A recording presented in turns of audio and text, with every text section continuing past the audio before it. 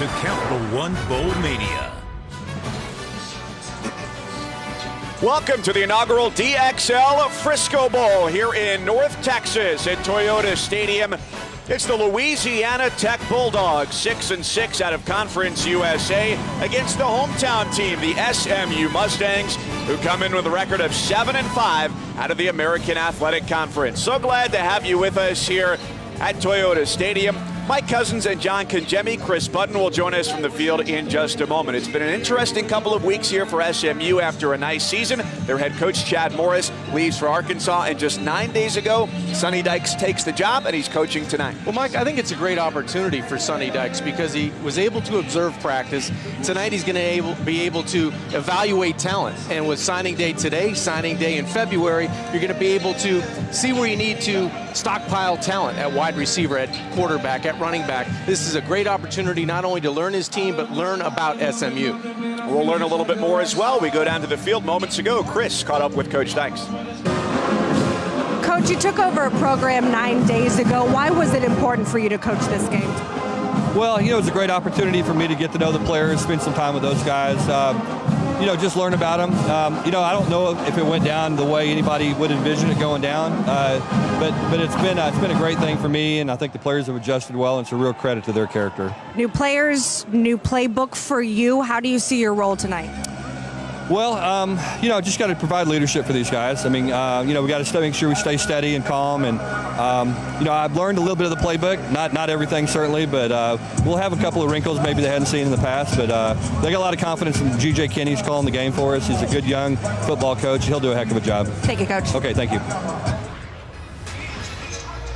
G.J. Kinney is a grad assistant who's been handed the reins for play calling tonight to one of the best passing offenses in America. Mike, it's all about explosive plays. SMU had 64 plays of 20 yards or more. That was tied for fifth in the FBS.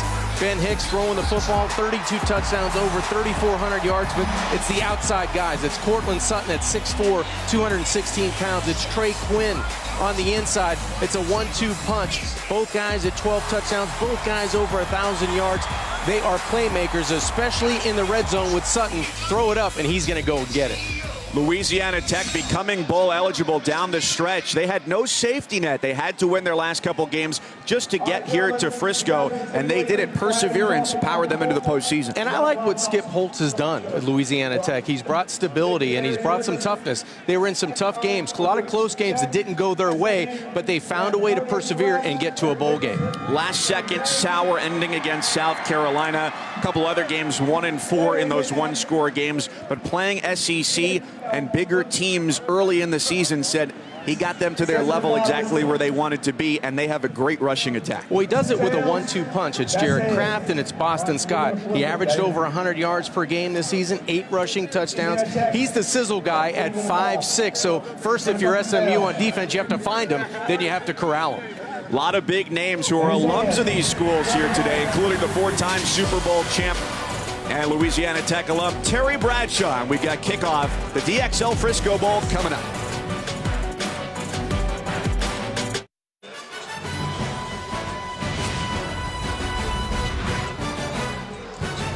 Welcome back to North Texas, the DXL Frisco Bowl here at Toyota Stadium as we get set for kickoff between Louisiana Tech and SMU. 58 degrees. It was rain of biblical proportions over the last 24 hours. Fortunately, that has all cleared out, and it's a cool but comfortable evening tonight here in Frisco. John, as you heard Coach Dykes allude to, it'll be an interesting night play calling wise because G.J. Kinney, the grad assistant, is calling plays. We'll go down to the field and check in with Chris. It's an interesting one. It is, and I talked to him this week. This will actually be the first time he's ever called plays. He said jokingly, except for the 8th grade select team that he coached many, many years ago.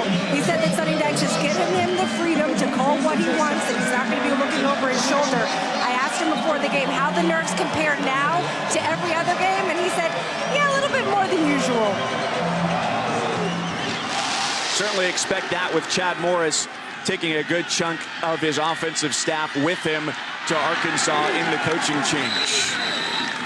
So SMU winning the coin toss And taking the ball here to start, their sophomore quarterback, Ben Hicks, leads this great offensive charge. Like what Ben has done this season, he's been able to get the football out quickly, tempo in the offense. He finds his explosive plays, doesn't try to force the football. 4 games this year, he's thrown for 4 touchdowns. That's very impressive, and he's tied for first at SMU with 51 career touchdowns. So this is a guy with 1 touchdown. He'll be at the top of the list. Ball comes loose on the first play of the game. The Louisiana Tech sideline celebrates as they force a turnover to start the night.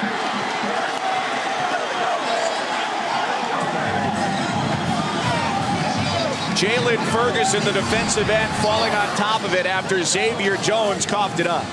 Ferguson's that playmaker on the edge of Louisiana Tech's defense, and it just looked like a hand gets in right there at the point of attack, and Ferguson all over the football. It might have been Ferris who got a hand on it. Ferguson on top of the fumble by Jones in excellent field position now for Louisiana Tech. Both teams have been plenty capable of getting turnovers. Now the question will be here for the Bulldogs in the early going. Can they turn the turnover into points? Well, sudden change. Both teams now facing at SMU, who's been pretty good with their backs against the goalpost defensively. 4-receiver look on first down. Jamar Smith, the redshirt sophomore quarterback, a very capable runner, stretches out and picks up about 4 on first down, taken down by Kyron Mitchell. Smith, one of those quarterbacks. I like talking with Skip Holtz, their head coach, about him. He says he doesn't panic. He's going to go through his progression. He's one of those great competitors, and you need that at the quarterback position. You need a guy that's going to fight you, and especially fight you when things get tough, and that was the case for Jamar early in the season. Finishing off here tonight, his first full season as a starter. That's Boston Scott, the redshirt senior out of Baton Rouge, with a short pickup on second down. Need to take advantage early on this turnover if you're the Bulldogs offensively. That means converting here on third down.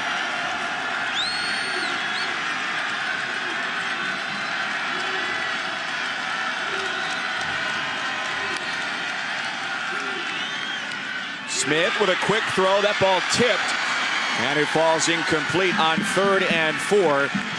Bulldogs don't get what they're looking for, but still an opportunity for points after the opening drive turnover by SMU. Mike, really nice play by the star linebacker Robinson. He's going to come from the short side of the field and get into the throwing lane. 24 in blue. He's going to get that left hand on the football. Good timing and good anticipation by Robinson.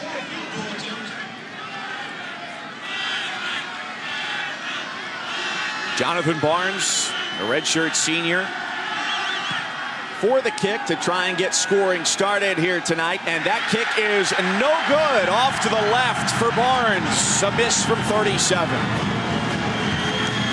Well, that'll get you going on the SMU sidelines if you're a new head coach in Sonny Dykes. Their defense has been very good when backed up close to the red zone. You get to know your players right away on a sudden change defense of staying that way to start the game. Well, it certainly gives them reason to be optimistic to start. As he goes up against his old team, Louisiana Tech, spent the last year as an offensive analyst at TCU. So it won't be a far move for him going from Fort Worth over to SMU. 1st and 10 here from the 20 for the Mustangs. And Hicks goes to the air. Finds Quinn on the perimeter, the junior transfer from LSU. Quickness is what Quinn loves to do. Usually he's in the slot or split out by the numbers, and he's going to run excellent routes, and Ben Hicks is going to find him with regularity. That was his 107th catch of the year, most in FBS, and now just 5 shy of the school record set by Jeremy Johnson back in 2013. Pass over the top, caught by Sutton out at the 45-yard line. He is a huge target at 6'4". He can go up and get it with the best of them. catch radius is what comes to mind when you think of Cortland Sutton. He's a guy that is willing to go over the middle. He's willing to go up and fight for tough catches, and that time he climbs the ladder and gets the ball down to the 45. They go back to Jones as he takes it into Louisiana Tech territory. Nice gain of about 9 there on first down. Tempo, pace is what SMU does offensively. They're going to give you a number of formations, get the football to 5, 6, 7 different players on offense. Quickly to the line and snap it, and no gain on the play. It'll be 3rd and short. Good penetration by Louisiana Tech. That front 7 led by Canty, the defensive end, getting into the backfield and rerouting Xavier Jones on that short 2nd down attempt.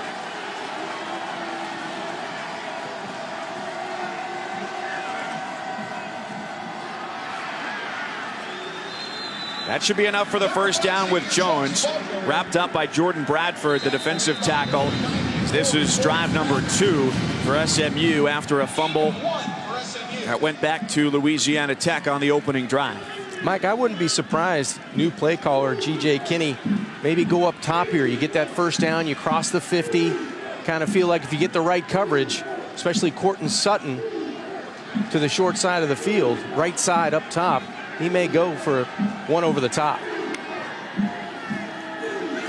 Just a single safety going deep down the sideline and a little bit too long as he made the right read but just overthrew Sutton. That's where I would have went. I like the play call.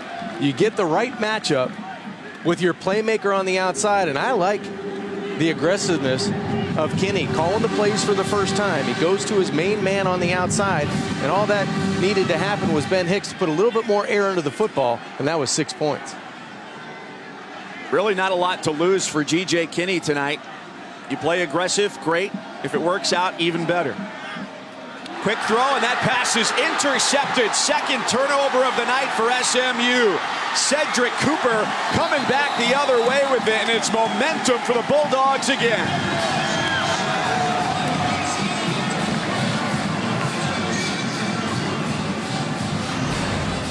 Two quick turnovers by this Louisiana Tech defense. This time Cooper, it just looked like the timing was off. The ball, little pressure in the pocket. I'm not so sure that Trey Quinn was ready for the ball that quickly from Ben Hicks, but what a play by Cooper. Good concentration, and again, excellent field position set up by the defense of Louisiana Tech with this interception by Cooper. That's his 3rd of the year. A big contributor with now the team's 17th interception of the year. They came into today 11th in FBS in interceptions.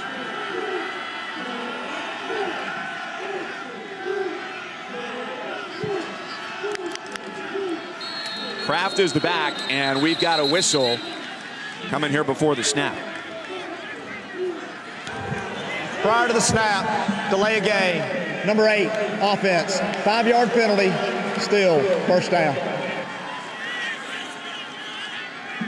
And those are tough ones for a coach on the sidelines if you're Skip Holtz. You miss out on an opportunity to get points with the first turnover, and now you start out behind the chains at 1st and 15 with the ball at the 35-yard line. That's a tough start for an offense. On a night that's a little bit more difficult as they're without their 3rd leading wide receiver, Marlon Watts, who's down for the rest of the year with an ankle injury. Plenty of time to throw. Smith locates Adrian Hardy, the redshirt freshman out of Houston, for the catch. Good patience shown in the pocket by Jamar Smith that time. As you mentioned, Mike, excellent pass protection up front. He scanned left, scanned right, finally got it to an outlet for a positive play to get some of that penalty yards back.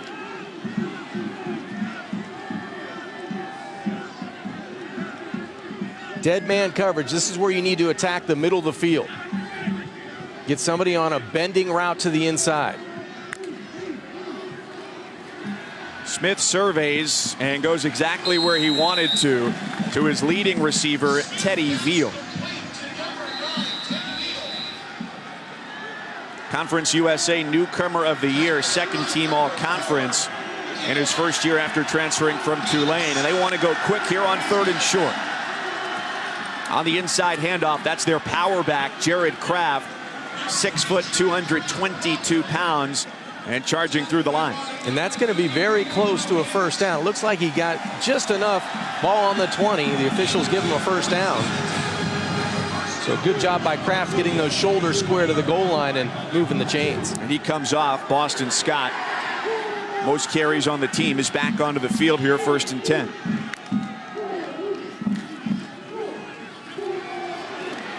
Design run off to the near sideline for Smith. Capable ball carrier, coming in 110 carries and just over 350 yards for him. And a really good read on the zone read. Tyson Neal's coming down on the running back, and Jamar decides to keep it for a positive play on first down. Helping the team to a 6-6 record this year for Skip Holtz in his 18th year overall as a head coach, and now in his 9th bowl game as a coach as well. Again, man coverage. You need to attack on the perimeter. Well, they do after a couple of broken tackles. Finally do get to the perimeter. Scott, who's not only got speed, shows off some of the strength too. And that's one of the things that's deceiving by a running back that's 5'6". He's going to make you miss in the backfield with his speed and quickness, and he has the power to break arm tackles on the edge of the defense. Stretch down toward the goal line. It's Scott again. He gets down to the 1.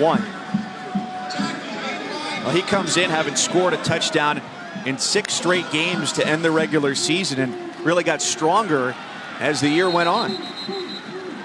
Last 2 games for him were his best. 134 yards and 138 the last 2 weeks.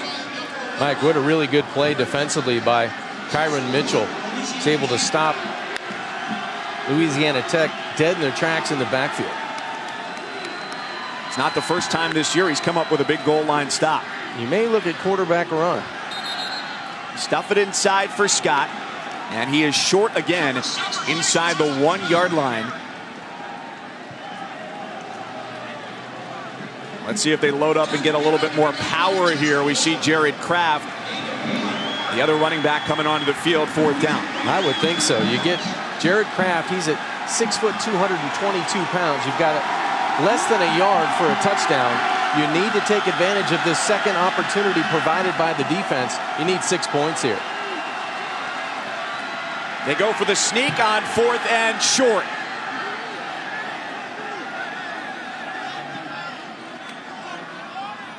Time to peel away the layers of the pile. It's a touchdown, Louisiana Tech, and the Bulldogs strike first off the interception by Cedric Cooper.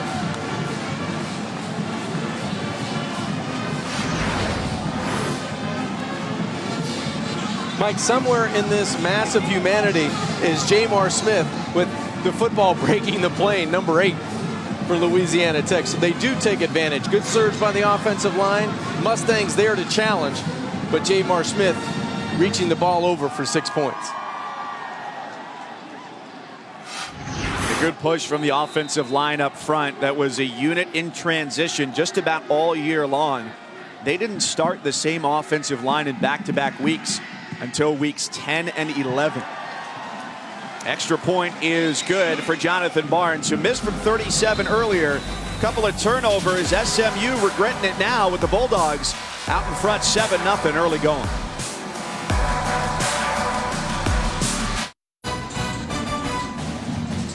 Back here on a chilly evening in North Texas, the DXL Frisco Bowl. Busy, busy, busy early on. Louisiana Tech up 7-0. They've got Terry Bradshaw, led the NCAA in passing back in 1968 here. The Pony Express, guys that you saw in your college career. Yeah, they had a pretty good day in the Cotton Bowl the day I saw them. And Sundance Head, the winner of season 11 of The Voice, sang the national anthem here today, and a DXL brand ambassador. Man, he's got a smooth voice, huh? He's great. I got to admit, loved him on The Voice. Got to meet him last night. What a great guy. Yeah, hashtag Team Blake. That's right. That's my team. Won it again this year.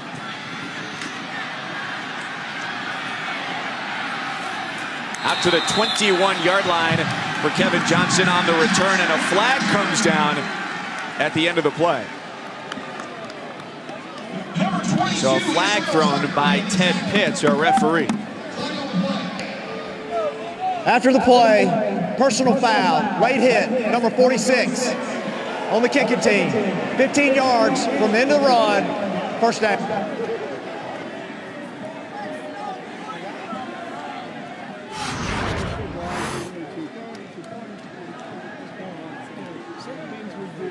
So a bonus on starting field position. Late hit on the helmet by Ezekiel Barnett. SMU tries to even things up when we come back.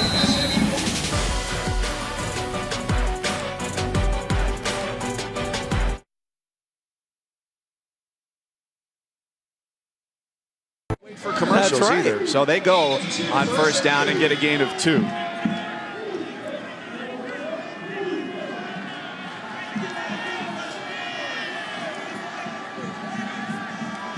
Pressure coming up the middle as Hicks gets out of the pocket and throws a one-hopper to the sticks, and that's incomplete. It'll be 3rd and long here. Couple of early turnovers for SMU. Where do you think Ben Hicks is right now mentally? Well, I think he's okay. He's been in a lot of games where they've had to score points in bunches. You know, they're averaging over 40 points a game. So right now, I don't think there's any panic with Ben Hicks. He just has to complete one pass here, keep his offense on the field, and get that momentum going for the Mustangs.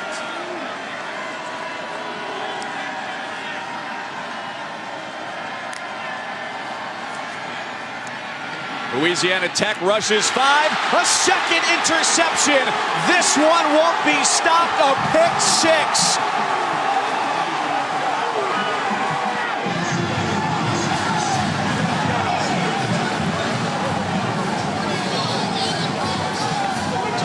Amik Robertson, his team leading 5th interception of the year, makes it 13-0 Louisiana Tech.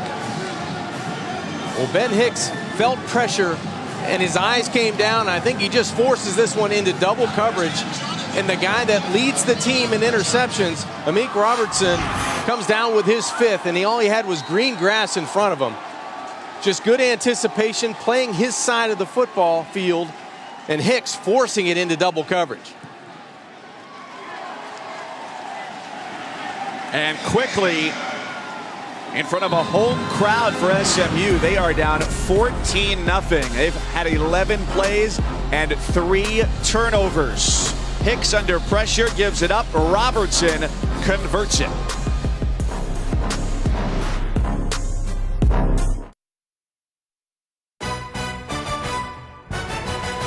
The DXL Frisco Bowl, brought to you by DXL, the destination for men's XL apparel, the Lincoln Wish List sales event, and AT&T Small Business. Discover the power of AD.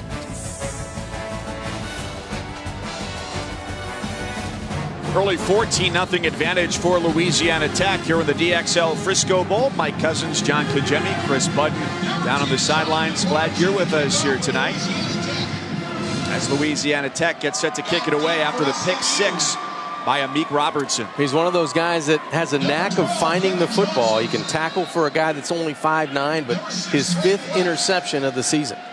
And it turns into points and a lot of momentum for Louisiana Tech.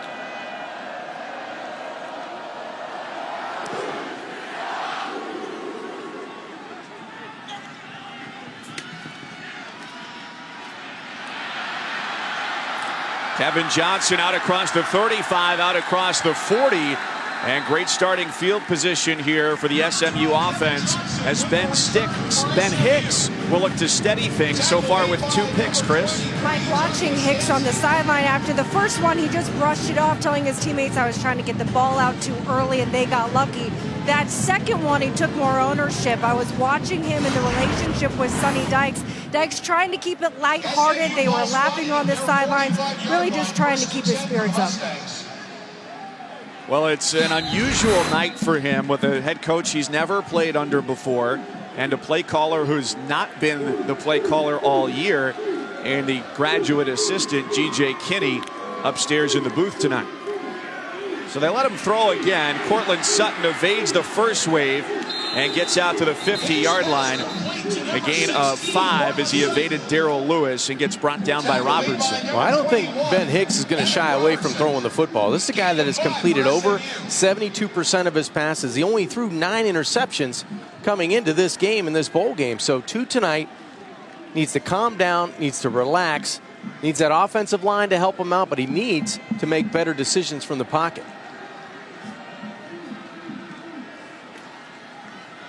Second and 5, Braden West squirts through the middle. First down, cut down to the 39-yard line. Back to Kenny, who's upstairs in the booth calling the plays tonight. You played quarterback. How much importance should we place on the fact that it's a guy who's never done it before? Well, I think there is a little bit of importance of that because, you know, their first time in a bowl game trying to feel out your offense and feel out your team. But this is the quarterback's best friend, the running game, and it's the play caller's best friend. Because when you can have balance with the tempo that you run on offense, it keeps the defense more predictable and it allows Ben Hicks to make cleaner reads. This one going for 14 on the ground. So if you can get that run game going, you can get maybe Ben Hicks going through the air. Pressure coming off the edges. And it's West, the junior from Katy, Texas, who stopped short. Talking to Coach Dykes yesterday, he said he came in and sat down with Hicks for about 90 minutes as they watched film and helped each other learn exactly what their offensive hopes were for this game and going forward. And then said, who do you want to be your offensive play caller? Who meshes best with you? And it was Kenny, former Tulsa quarterback, who Hicks wanted to work with in this game. Soft toss to the edge for Sutton. His elusiveness takes him down the sideline and inside the 15. SMU with another first down, and they've looked as good as they have tonight here on this drive. Well, Cortland Sutton's a guy that can take over a football game. We mentioned the touchdowns at 12, over 1,000 yards, and I'm sure Sonny Dykes is happy to have him in this bowl game because he's a guy you can just throw it up to. Testing through the middle, it's Jones. Cut down at the 6. Jones, the ball carrier. Tackle made by number 8. Tamarian King. Gain of 7. You get the feeling 14-0 is not a huge impediment to victory for SMU, considering that they've scored at least 20 points in each of their last 14. Here's the matchup, bottom of the screen. You've got 6'4" against 5'9". If you want the climb the ladder throw. Sutton's calling for it. Probably a little disappointed the ball didn't come his way, and instead they elected for Jones. And it doesn't have to be the fade route to the back corner. It can be the back shoulder because of the catch radius of Cortland Sutton. That's the one I might want to dial up.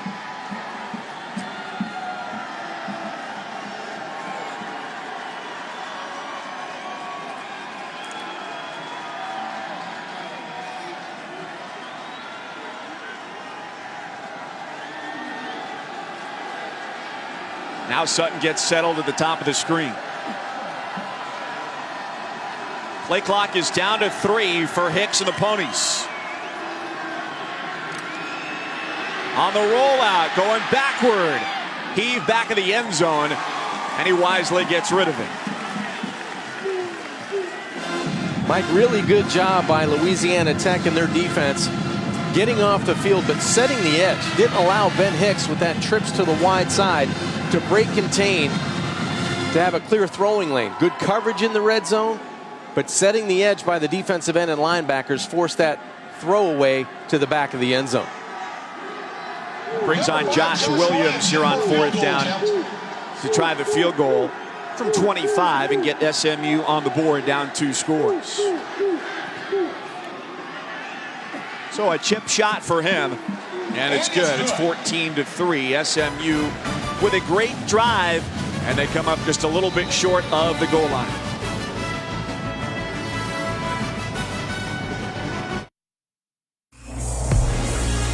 Oklahoma, Georgia, and Clemson, Alabama. New Year's Day on ESPN.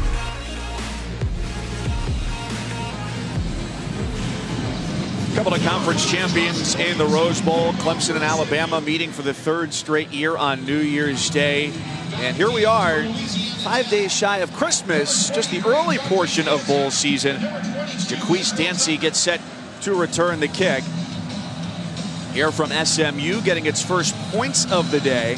Already 2 turnovers by the Mustangs, hurting them in the first quarter.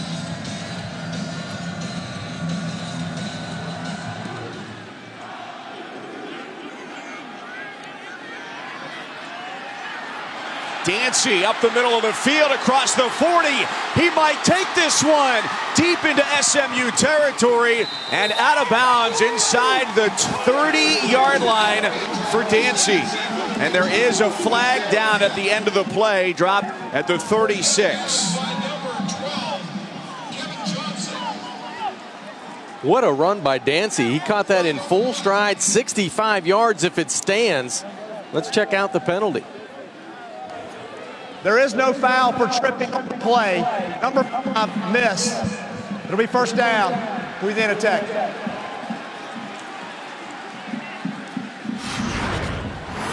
Well, it looked like Williams didn't hit his best to kick off, and he sure didn't kick his best here going after Dancy. He might have got him a little bit going outside, but they pick up the penalty, and now another opportunity for Louisiana Tech. Excellent field position at the 26-yard line. It's just a kicker doing what he knows how to do best. That's right. That's right. That's why you shake your head at the kicker sometimes. Smith on the toss for Scott, who looks to get the edge. About 7 or 8 on first down. A remarkable return from Dancy there on the kickoff. Chris, he's just a remarkable guy overall. It's really a remarkable story. You could see how excited his teammates were for him. That's because a year ago, he was on the sidelines in street clothes. It was the only game he was able to go to because he was receiving treatment for Hodgkin's lymphoma. He has now been cleared of cancer, and his teammates tell him he is certainly something special.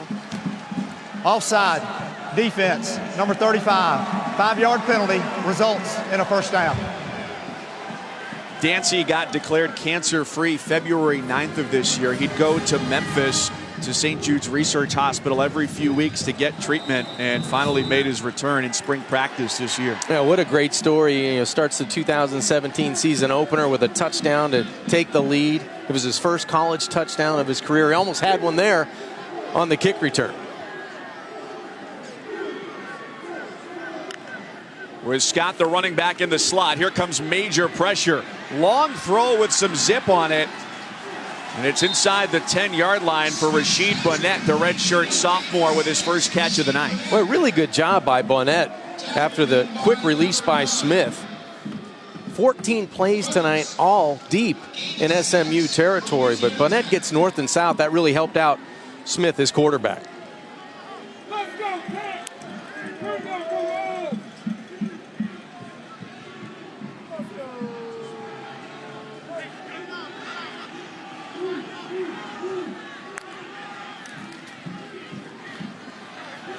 Smith decides to keep it.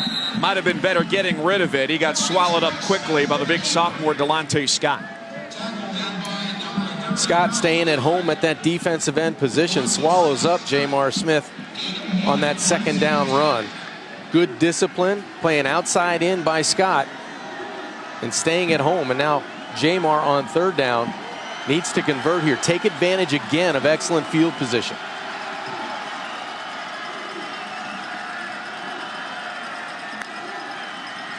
They only need 2 for a first down. A fastball to the outside. They've got their first down yardage, and they've got their 6. It's Teddy Veal for the Louisiana Tech touchdown.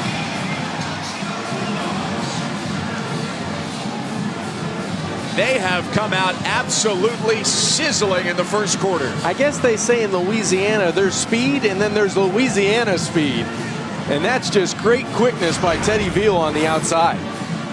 He made something out of nothing because this is good bracket coverage. Just a quick screen, and it's a quick throw outside by Smith, but the dip inside, back outside, and terrific blocking on the perimeter by Oliver springs Veal into the end zone. Oliver had a nice twist of the defender there there to help you go. set up the score. We're getting pretty good at this. I like this. It only took us 13 games. That's all. Yeah. I even like you, Mike. Thank you. It's a club of one. How about this? You made this comment to me as we're watching warm-ups. How strong Jamar Smith's arm is. It's his release. The ball gets out there with such velocity, and he doesn't have to do anything but flick it outside. And that's a really good thing when you're running this spread offense, and the ball needs to get outside quickly. I really like it. And you know what? When things are rolling and you're playing on the other side of the 50-yard line, you get excited about making plays like that. Well, he's got a strong arm. He was actually an outfielder the last couple seasons on the baseball team as well at Louisiana Tech. Skip Holtz said, well, we're not quite sure if he's going to continue with that going into next season. I wouldn't put the glove in the trunk just yet for this spring ball. I can tell you that. Said he may want to rest up, though, considering he's taken some bumps and bruises along the way this year. Looking very sharp, though, there with just 45 seconds left in the first quarter, and has his team up by 18.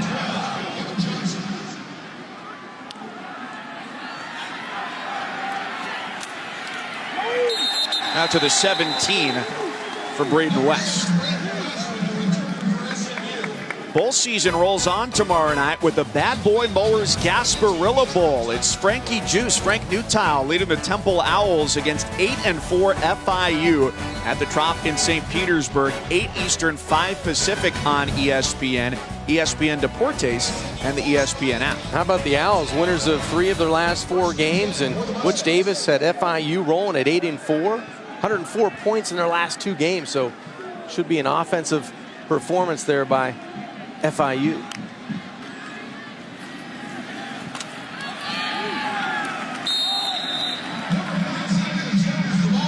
Jones for a yard on first down. Yeah, Temple had an interesting season. They went with Logan Marshy, having to replace a lot of experience at quarterback this year. The guy from Connecticut, didn't work out for him. They turned things over to Newtile, and for Jeff Collins in his first year as a head coach, that seemed to be the right choice. And Jeff Collins really doing a nice job in his first year, bringing excitement to Temple, kind of keeping that toughness on the offensive line and on defense, and that's his specialty. You know, Twitter was wild today with National Signing Day being early. That's the end of the first quarter. Jeff Collins knows how to do it. They had their signing day show on a beach. It's pretty good if you live in Philly. I know, especially coming up on Christmas. You get a little sun, a little sand. Things are good. Life is good for the La Tech Bulldogs. A couple of turnovers and a big lead, 21-3 at the end of one in North Texas.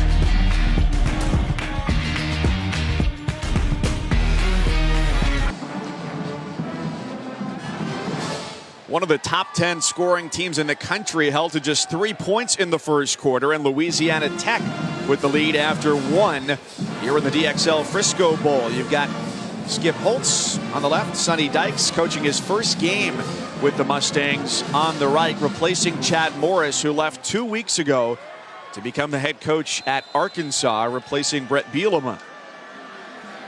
Mike Cousins along with John Kangemi, Chris Budden down on the sidelines. As it's 2nd down and 9 here for Ben Hicks. An empty backfield. The pocket collapses. He looks for his top target, Cortland Sutton, who had set up nicely along the sideline. And let's go down to the field to check in with Chris. Mike, an interesting moment during that quarter break. The entire SMU team huddled up on the field. Coach Dykes was actually standing on the outside of the huddle, not saying anything. And it was the teammates on the inside of the huddle, all coaching each other up, trying to get each other going. John, did you ever have to deal with a coaching change? I did, but not for your bowl game. You know, it's kind of an unusual situation, so communication vital, especially on the offensive side. Ball comes loose as Hicks hits the floor, and the ball is quickly recovered by Jacob Todora, getting the start at right tackle today. Nearly a 3rd turnover by SMU. Well, how about this defense for Louisiana Tech? They've done a great job, and for that first quarter, it was a quarter of wonder, and it continues into the second quarter here with this forced fumble on quarterback Ben Hicks. They forced 2 turnovers. They've got an interception for a touchdown of 45 yards. Special teams kicked in with a 65-yard kick return, and they've scored in the red zone. They've scored on 3rd and goal and 4th and goal, and it looks like, Mike, they're going to get it again with great field position. Jamie Sackville, the native Australian, gets the punt away. Teddy Veal doesn't want to touch it. He doesn't need to because the ball is down at the 43-yard line where the Bulldogs take over.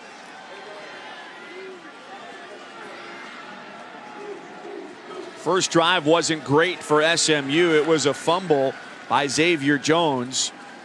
Louisiana Tech has turned the turnovers into 14 points, and their average starting field position, the SMU 30. It's unbelievable. You get teed up at the 30-yard line for Skip Holtz in this offense, and Jamar Smith, their quarterback, has done an excellent job of taking advantage of that. You throw in, they've missed a field goal as well, so the score could even be worse than 21-3. Here's Teddy Veal looking to throw, and he gives it up for Smith. Nicely designed play, starting with Kraft and then going to Veal, trying to catch SMU off balance. Mike, that's a perfect example why quarterbacks throw it and then we don't catch it. Unless it really means something down in the red zone, because this is a well-designed play by offensive coordinator Todd Fitch. Veal just throws that softball out there. Maybe it was too soft on the outside for Smith to handle, but now he's back behind center in more of a comfortable setting.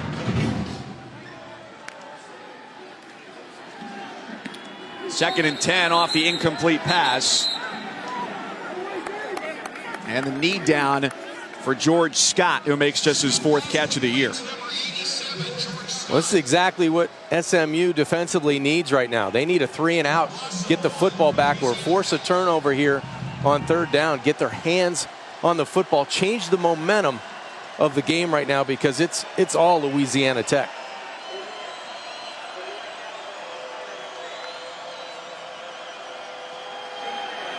Play action, 3rd and 11, throwing past the sticks.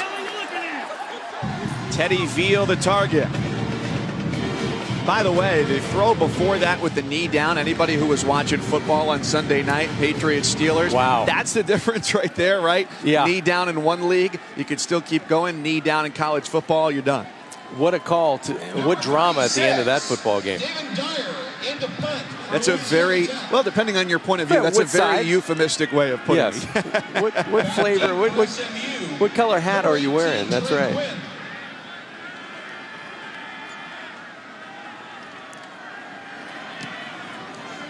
Davin Dyer for Trey Quinn.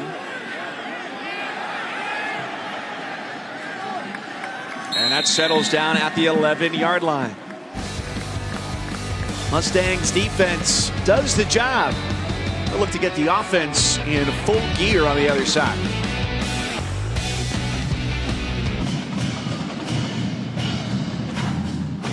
Time for a look here at who excelled on the line, and it's brought to you by DXL. Hashtag XL Style. He is big, he is strong, he is Justin Lawler of SMU. 6'4" and 265 pounds. This is a guy that had 9.5 sacks, 15.5 tackles for loss, leads the country with 3 block kicks. So he can do it all from the defensive end position and pitching in on special teams. Defense not so much the concern at the moment for the Mustangs, as they've got a 1st and 10 with 12.5 minutes left here in the second quarter, down 21-3, trying to overcome an early bundle of turnovers. Trey Quinn, the junior from Louisiana, on the outside holds it in. Mike, this is a football team and an offense in SMU that has had 64 plays of over 20 yards or more. That's 5th. Tied for 5th in the FBS. Tonight, they haven't been able to move the football. Only 1 rush over 10 yards, only 1 completion over 20 yards. That must change. They've mixed it up pretty well, run versus pass. Going here to the sophomore from Texarkana, Texas, Kamen Freeman. Ball carrier. Tackle made by number 31, Russell Paris. Gain of 3 for SMU.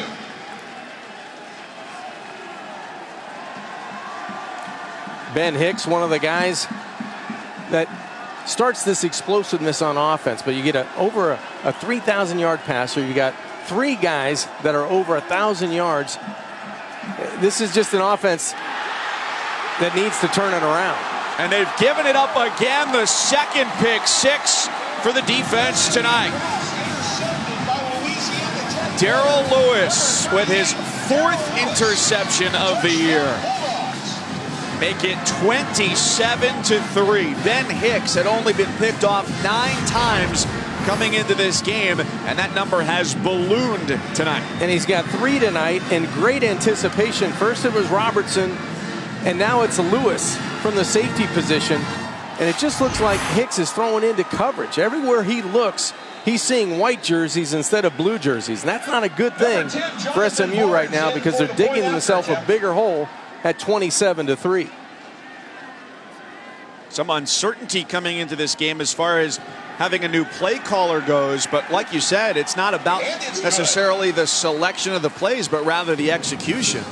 Sometimes as a quarterback, it's the play you don't make. It's the throwaway when you don't like what you see. The last thing you want to do is throw it into coverage, and that's twice that Hicks has thrown into double coverage, and it's gone the other way for 6.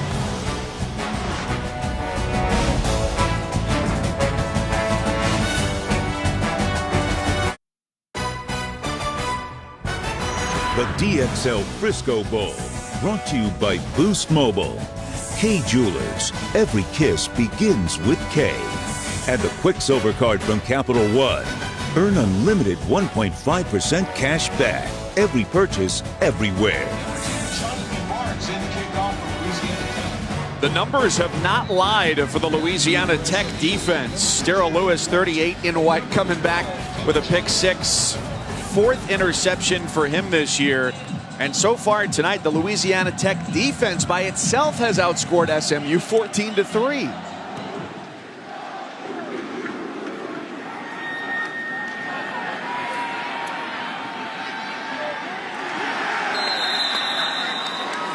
West from the goal line. So a rough night for Ben Hicks, the sophomore quarterback for SMU, who'd only thrown 9 interceptions coming into this one, talking with his new head coach, Sonny Dykes.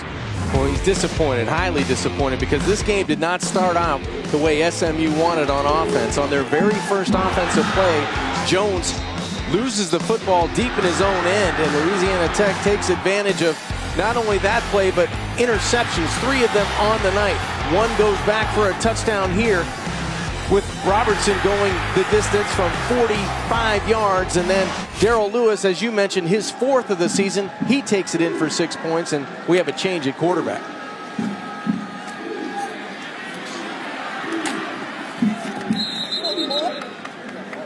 On the handoff, Xavier Jones. Hicks still in at quarterback, although a change may be imminent, because during the break we saw Rafe Peavy, the transfer from Arkansas, warming up. He may have to battle his way out, 6 for 12, but the 3 interceptions, the costly mistakes deep in his own end. He's thrown for just 46 yards tonight. Jones hustling up the sideline and pushed out of bounds by the cornerback, Legarius Sneed. So the 46 yards in the air for Hicks contrasts sharply with the 99 yards of interception returns and 2 touchdowns for the Bulldogs defense. Frustrating night offensively right now for SMU, and there's only one guy that can change it, and that's the guy pulling the trigger at quarterback.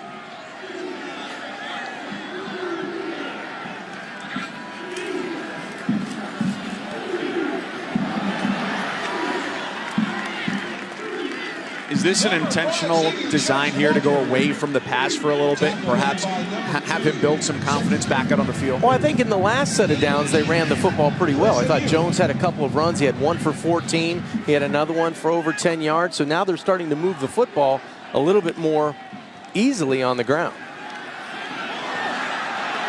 That ball comes out ugly, and it's incomplete over the middle of the field. It'll be 3rd and 1. With pressure from Deldrick Canty, the senior defensive end. Canty was coming in on Hicks, and he looks like that right arm is laboring a little bit. He's going to press the pocket from the wide side of the field and gets that left hand on Hicks's throwing arm. Good pressure from the senior from Baton Rouge. 1 of 5 on 3rd down. You got to find a way to stay on the field if you're SMU. toss for Freeman. First down, gets it into Bulldogs territory. Carried by number 13, Tyson Niels. Tackle made by number 24. Now, normally you would say if you're in this situation, where's Cortland Sutton? Where's the matchup on the outside? Where's Trey Quinn? You want to get the ball to your playmakers, but it looks like they're going to run it again here on first down. Freeman spins to get a little bit extra yardage. Gain of a pair there for the sophomore. It's a big week here for SMU and a big game at 7-5. Playing in their first bowl since 2012 when they took down Fresno State in the Hawaii Bowl. Timeout. Timeout on the field.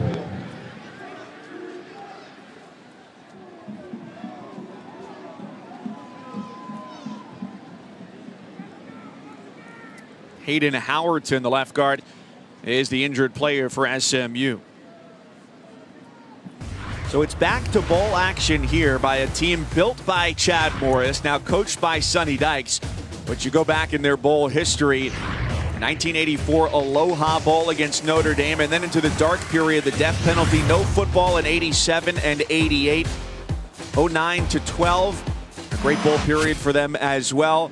And now back in bowl action here in the postseason. You can make the analogy, and we're in the holiday season, that SMU at the time that Chad Morris took over after June Jones had many successful seasons and then left in the middle of his last season ultimately, was kind of like the Charlie Brown Christmas tree. It was all the right ingredients, it just needed a little bit of love. That's right. He built it back to prominence in the American Athletic Conference. He really did, and now Sonny Dykes is going to have that opportunity to make that blossom a little bit. You've got players, you have athletes on this team, and for him right now as a head coach, the challenge is learning the talent that he has on offense and defense and special teams and how it fits into the philosophy that he wants to bring. Maybe tweak a little of what they do offensively to fit the players that they have or going to bring in.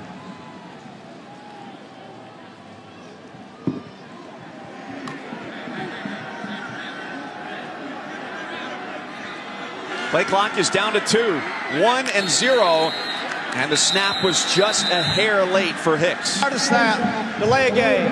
Number 8, offense, 5-yard penalty, second down. And when we chatted with Sonny Dykes, he talked about his year away from being a head coach, being an offensive analyst with TCU, and making sure that when he was going to get back into head coaching, it was going to be the right fit for him. Your personnel is part of that, and he likes what he's got, especially at quarterback here on the hilltop. Right. But also with the administration being supportive Number of him. 57 and 75 for SMU have to sit out one play. Second down. And that's especially prevalent for him, where at his last stop as being a head coach at Cal, the athletic director who brought him in left to go elsewhere. The administration wasn't the people who brought him in who supported him. And now he knows that he has that here with SMU. So important for a head coach in a major conference to be able to have that support from your administration. Hicks stepping up, looking for a long throw at single coverage, and the pass is incomplete.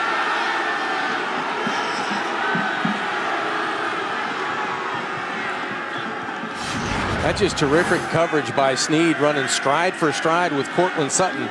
We mentioned at 6'4", he has the range, the catch radius, the speed. But watch him press him back. A lot of contact, but that's good coverage. You put him on your hip, and you try to force the receiver to the sideline. We've seen tough cornerback play from Snead and Robertson. Snead, just a sophomore, is the matchup they want on Sutton because, as you mentioned, the height, but also the physicality for defensive coordinator Blake Baker. He dials up a ton of pressure. It gets to Hicks, and he goes down all the way back at the 37-yard line. And it's Snead who brought the heat. You mentioned Blake Baker, the defensive coordinator. He's going to bring pressure on third down from the short side. It's just a corner blitz. Snead sneaking up on the line of scrimmage, and he comes right behind one of the linebackers and finds Ben Hicks for another negative play by this Louisiana Tech defense. Great coverage on second down, and then pressure in the pocket for the sack on third down.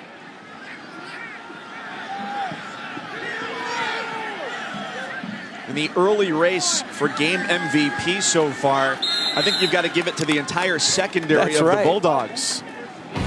There's 11 guys on that defensive side that deserve it, but you talk about Robertson and Snead, they are playmakers on the edge.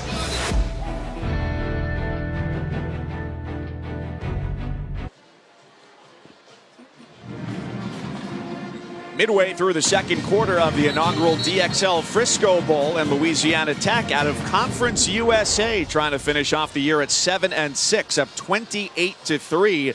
Well, they're helping out for the Progressive Bowl Challenge Cup that's going to go to the conference with the highest winning percentage in the postseason. Already a 4-1 mark for CUSA. They've done a really nice job in bowl games. How about Lane Kiffin down at FAU? Oh my goodness. Putting 50 on the board last night. They have a good one against Akron last night. This is play number 20 of the game for the La Tech offense, and the first snap that they've taken on this side of the 50-yard line. Their first 19 plays were all in SMU territory. It tells you what kind of a night it's been for Skip Holtz's squad. It's been a great offensive night. If you're quarterback Jamar Smith, he's probably figuring, looking down the field, what's all that green grass for? It didn't have to go that far for 28 points so far, but the defense has really pitched in and helped that lead, padded that lead. They've only got 66 yards on offense. Trying to get the train going around the edge with some pulling guards. Jared Kraft takes the carry and a short gain on second down. If you're Louisiana Tech on offense, you got to say, what are we doing down here? That's a long field. That's a strange area for them to be in. And now in third down, if you flip the script and you're SMU, you need a turnover. You have to be able to shorten the field or score on defense to get back in this thing at 28-3. Teddy Veal, their top receiver, in motion to the slot. There's a flag down as Smith rolls out, lost it down the sideline, and that ball is caught. Veal hustling up the sideline, lets it float into his arms. And it looked like a free play because Haley may have been in the neutral zone for SMU. Offside, defense, number 30. That penalty's declined. The play results in a first down.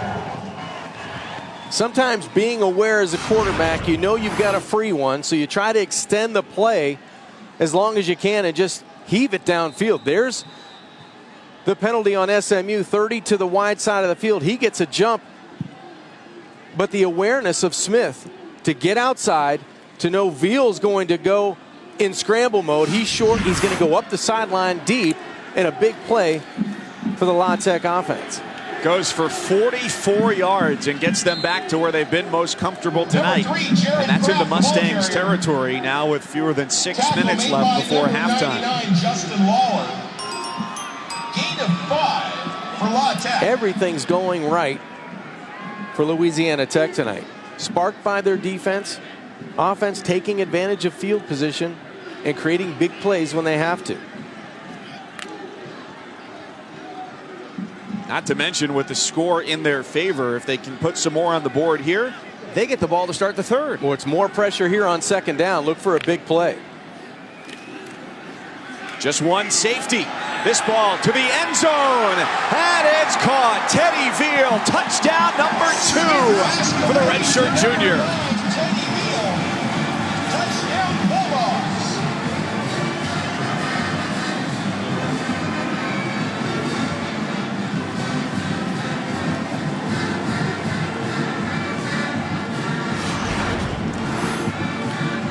Mike, sometimes defenses just can't help themselves. They're trying to disguise the blitz. It's going to be zero coverage. But I think Jamar Smith does a nice job with his cadence. He made SMU show where the pressure was coming from. He knew he had man-to-man coverage with Veal, and it was just pure speed on the go route. That's just good execution by quarterback and wide receiver.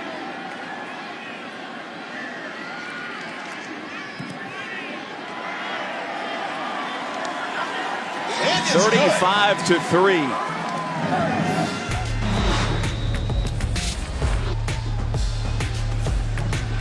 Teddy Veal gets behind coverage.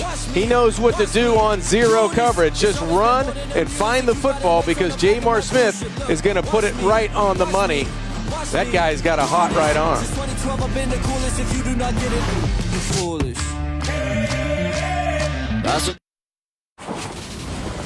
I'm Matt Namber. Coming up in the Mercedes-Benz halftime report, Greg McElroy's in the house. Alongside Booger McFarland, they'll break down this dominating performance from Louisiana Tech so far against SMU. Plus, early returns on early National Signing Day. Tom Luganbill, who has been everywhere, will tell you the winners and losers. For now, back to Mike and John. Guys? All right, thanks, Adnan. It's an interesting day here where you've got a bowl on the same day as early signing day, so that creates an interesting situation for coaches. Skip Holtz probably going to be feeling pretty good right now. For Sonny Dykes, who just took over 9 days ago, his philosophy for signing day was basically, if you want to sign with us, that's great.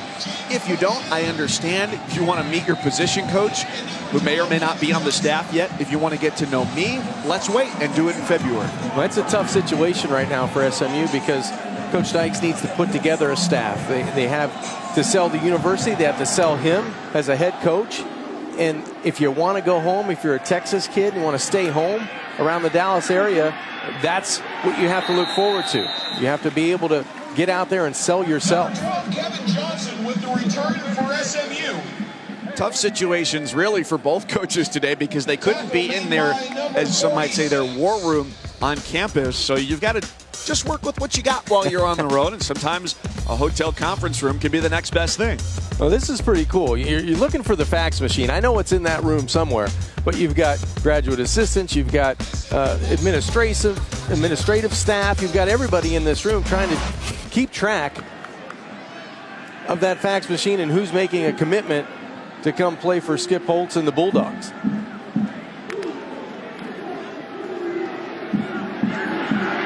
Hicks with the handoff, good yardage on first down. Braden West surges out to the 30-yard line and gains 16. I thought Booger had a pretty good tweet today, actually. He said, I would like to propose a change to the early signing period. I saw that. Move it to August and actually make it early. This is West again. So he said, you get all the can't-miss prospects. Did the ball come loose there?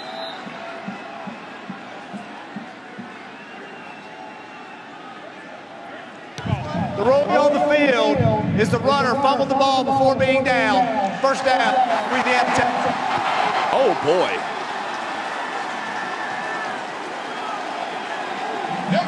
Russell Ferris coming away with it, and the turnovers make a bad night worse for SMU. Well, this just can't go any worse for SMU on offense.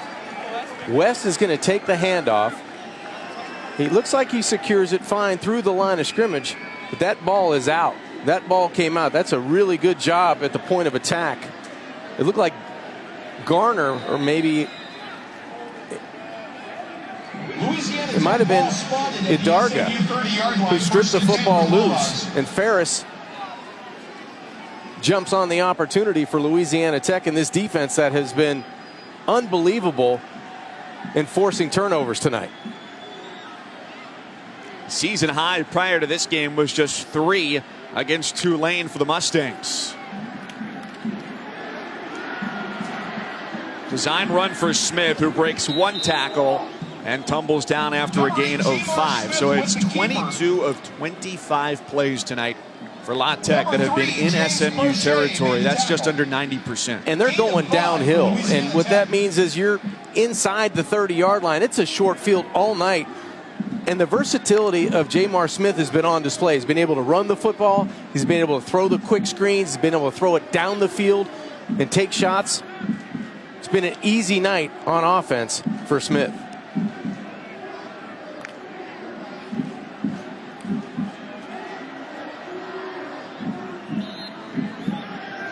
R.C. Cox comes up to make the tackle for SMU with 3:45 and counting left here before halftime. 35 points tonight for Louisiana Tech for a team that averages only 29 a game. And just look at the average start position for La Tech. They're going downhill on a very short field. It's gotten better. Last time we looked at that number, Yeah, it was right. the 30-yard line. You're right. Tackle made by number 32, R.C. Just work Cox. on your red zone, guys, to prepare for your bowl and let your defense do all the work. Flag is in and stops the play on 4th and 1. Offside. Number 17, defense. Unabated to the quarterback. 5-yard penalty results in a first down. The linebacker, Jordan Williams, the offender there. So it's inside the 20-yard line. Red zone opportunities. Louisiana Tech scoring 85% of the time in the regular season. And with 3:10 and counting before halftime, they're going to have a chance to get in again to push this lead even higher.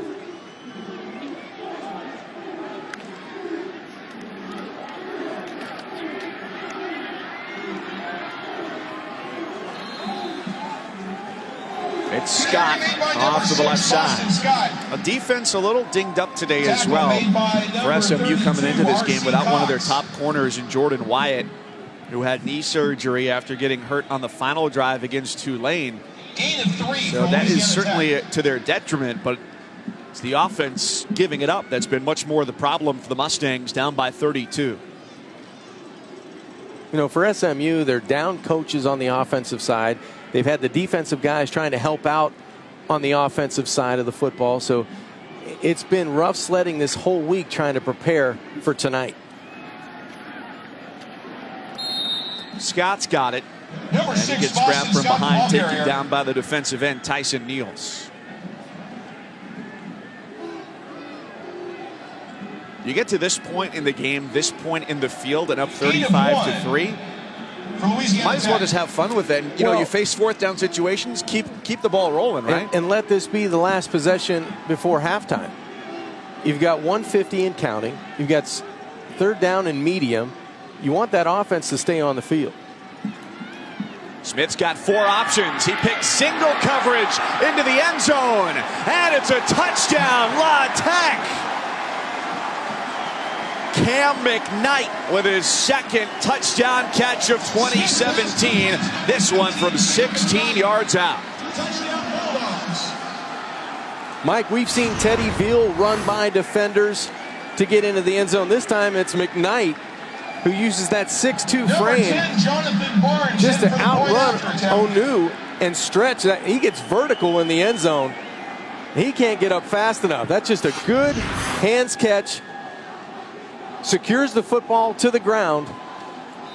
And another opportunity that hasn't been wasted by Smith and company.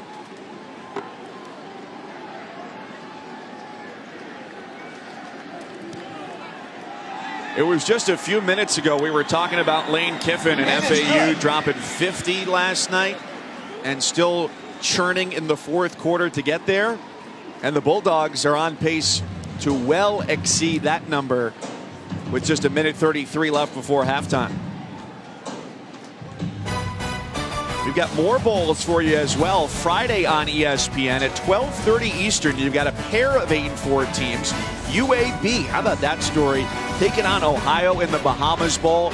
And then hope to see Josh Allen, the very talented quarterback for Wyoming, going up against the Central Michigan Chippewas with both games on the ESPN app. Well, you talk about UAB and head coach Bill Clark. This is a team that didn't field a football club for the last 2 years, and now they're in a bowl game.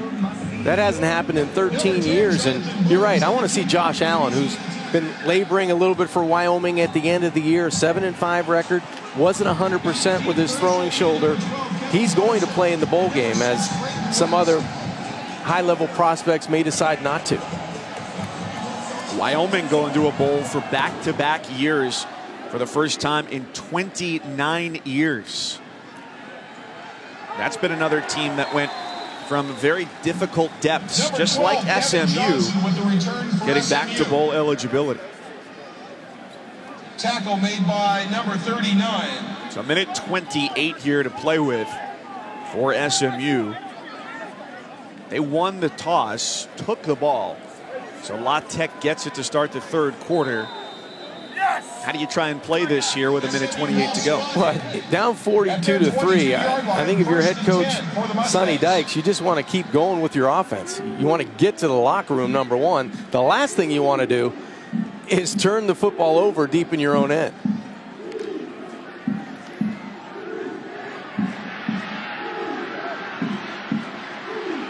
Hicks looking to be a playmaker. Headlong across the 35, stops the clock with a first down.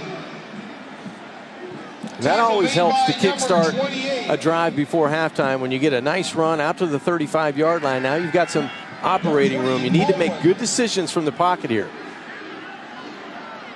Oh, an awkward-looking throw. He gets it away to his running back, Xavier Jones. Hicks pass complete to number 5, Jones. Tackle made by number and now we get a timeout as Sonny Dykes is out onto the field. That's their first timeout of the half. This will be a 30-second timeout. And 2 remaining for the Mustangs. I would imagine, Mike, if you're this offense and you're trying to get into the locker room, you want to be able to finish with points here in your last drive before halftime. It's an unusual evening for many reasons for Sonny Dykes. First being that this is his first game as the head coach just 9 days after taking this job. But he's also gone up against the school where he was previously the head coach at La Tech. Was at Cal from 13 to 16, a record 11 games under 500. And Rick Hart, the athletic director, tapping him to be the head coach here. So, you know, how many guys go from one job to the next and move not an hour away going from TCU to SMU? Not bad. Well, it's a good situation for Sonny Dykes. And tonight's first half, the first 30 minutes, you put that aside, he has to look forward to who he's going to get in recruiting. How is he going to stockpile some talent behind some of the guys that are going to be missing off of this roster that went 7-5? So it's nothing but up from here, because this first half has not been what you go to bed dreaming about last night.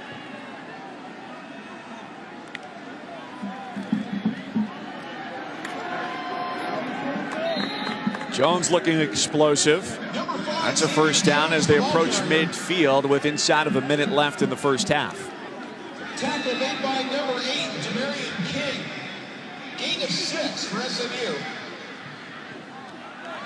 Very soft coverage on the perimeter as Hicks connects with Sutton. To number 16, Cortland Sutton. That's the guy you have to try to get involved in the second half. If you can get him in the end zone before halftime with 46 seconds left, that'd be great. But that's the guy, and Trey Quinn. You got to feed the football to your playmakers here just to get some semblance of rhythm on offense. Sutton had a great year, 62 catches, over 1,000 yards, and is going to declare after this bowl game for the NFL draft as the number 3 wide receiver prospect for the 2018 draft per Todd McShay. Jones makes the catch again. Wrangled down to the 31. It's another timeout, SMU, with 39 seconds left. Timeout, SMU. That's their second timeout of the half. This will be the 30-second timeout. And the reason that this game has been so surprising, not only because it's 42-3, but it's because SMU has not been able to do what it's done offensively all year long. 40 points a game, 8th most in the country, and as you mentioned before, one of 2 teams at the FBS level to have a 3,000-yard passer, a 1,000-yard back, and 2,000-yard receivers.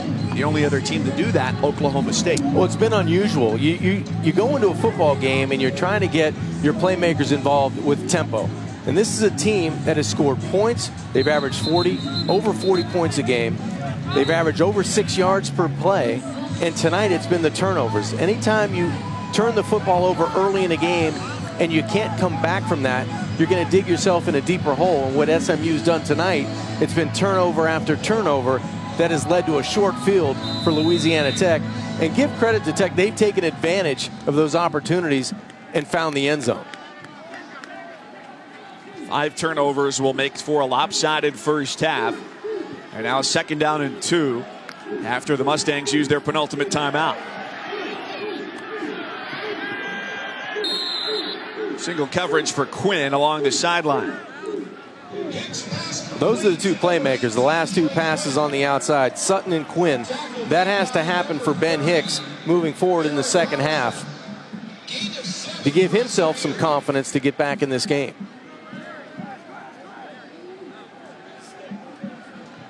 Quinn, who had just 22 catches in a couple of years at LSU, more than 100 during the regular season.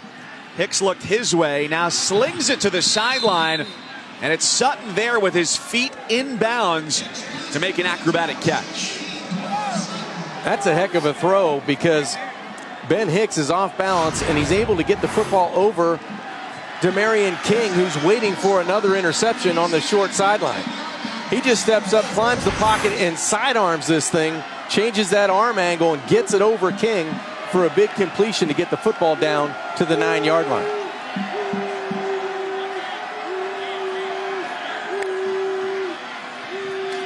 Sutton in the slot. And a throw at the goal line bounces shy of the senior from Indianapolis, Raymond Epps. Boy, really good pressure in the pocket by Davon Washington. Let's credit Ben Hicks. He stayed away from the sack with 21 seconds left to go before halftime. He's able just to get rid of the football and throw it away.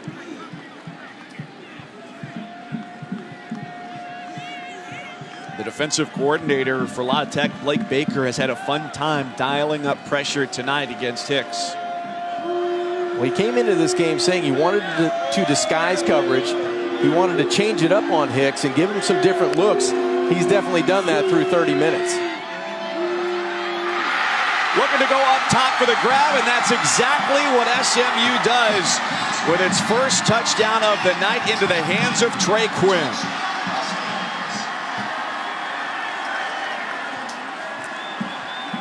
I don't blame you, Trey Quinn. There's a little frustration coming out in these big play receivers. Both guys in Sutton and Quinn over 1,000 yards this year, both with 12 touchdowns, now make it 13 for Trey Quinn. He goes up and takes the football away from Robertson, who's been on fire for Louisiana Tech in this first half. That's a tough matchup for a cornerback on either of the top receivers for SMU, whether it's Quinn or Sutton. And the Mustangs certainly hope they have more of that type of action in the second half. Really good quickness by Trey Quinn. He's the inside receiver on the slot. He's going to run that inside fade. He gains leverage, gives his quarterback a nice window to throw the football over the 5'9" Robertson. And hey, that's just a little frustration in the first half coming out. There's been a lot of talking going back and forth, and if you're Louisiana Tech and has forced that many turnovers in the first half, you deserve to pound your chest a little bit. That scoring drive from the Mustangs, 9 plays, 78 yards, their most impressive drive, obviously, of the first half, and it ends with a touchdown. The irony on that play is that Robertson, who got beat, the corner, is 5'9". And they said if he was about 6 feet tall, there is no way he would ever be playing in Conference USA. That's how talented he is. I thought that was a great question you asked. I think it was Blake Baker and maybe even Skip Holtz had the same answer. Said we never get our hands on this guy if he's 6'1", 6 foot, 6'2". But they're happy that the freshman chose Louisiana Tech, and he's been a Conference USA all-freshman team, and you can tell he leads the team in interceptions with 5. He's a playmaker out on the edge. Texas offered him as a wide receiver. LSU was in on his recruitment late, and it took a full staff visit to his house late in his recruitment period to ensure that he doesn't end up playing his college football in Ruston. All right, well, we got another interesting situation on our hands here because this ball is out near midfield. 9 seconds left, and who knows what can happen tonight with this Bulldogs offense. Well, they've got a chance to throw one up into the end zone, and that's exactly what the arm strength of Jamar Smith. You've got timeouts remaining. You could get a field goal here before halftime or just take one down the field to Teddy Veal or Cam McKnight.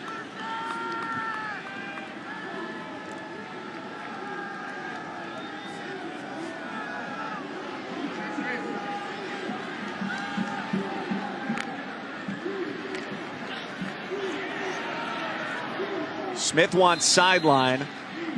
Too short for Hardy. That took 5 seconds.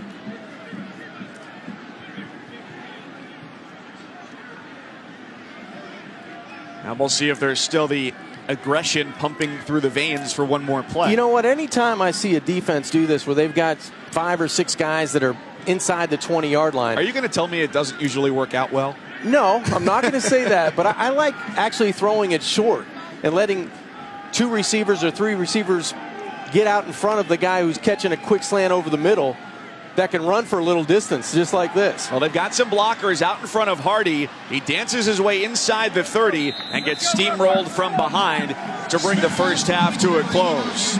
Already a season high with 5 turnovers for SMU, with a hometown crowd in front of them. Not far from their Hilltop campus, but La Tech has turned those turnovers into 28 points and leads 42-10 at the half.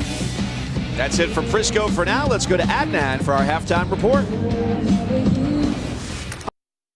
You're watching Capital One Bowl Mania. Welcome back to the DXL Frisco Bowl here in North Texas. Lopsided at the break, 42-10 in favor of the Louisiana Tech Bulldogs over the SMU Mustangs. Turnover is the story in the first half of play as the Bulldogs pounced on many miscues by SMU, a team that in the first 12 games turned the ball over just 13 times, and yet in the first 30 minutes of play gave it up 5 times. 2 of those were pick sixes. Well, Jamar Smith took advantage of those turnovers and went 9 of 12 for 131 yards and 3 touchdowns. And it's unbelievable the amount of plays that Louisiana Tech's offense has had a short field. It's just incredible. And they've taken advantage of what the defense teed up for them, Mike. So it's good defense that led to execution on offense, and it's been a dominant first half for Louisiana Tech. It all starts with the turnovers, and in the very first play of the game, SMU coughs it up, and now you get a pick on the other side. A lot of indecision by quarterback Ben Hicks. You get a touchdown for 6 by Robertson. You get Lewis pitching in for a pick 6, and then the frustration of Ben Hicks, who's only thrown 9 interceptions coming into the game, and it's been a turnover machine in the first half. That needs to correct itself early in the third quarter.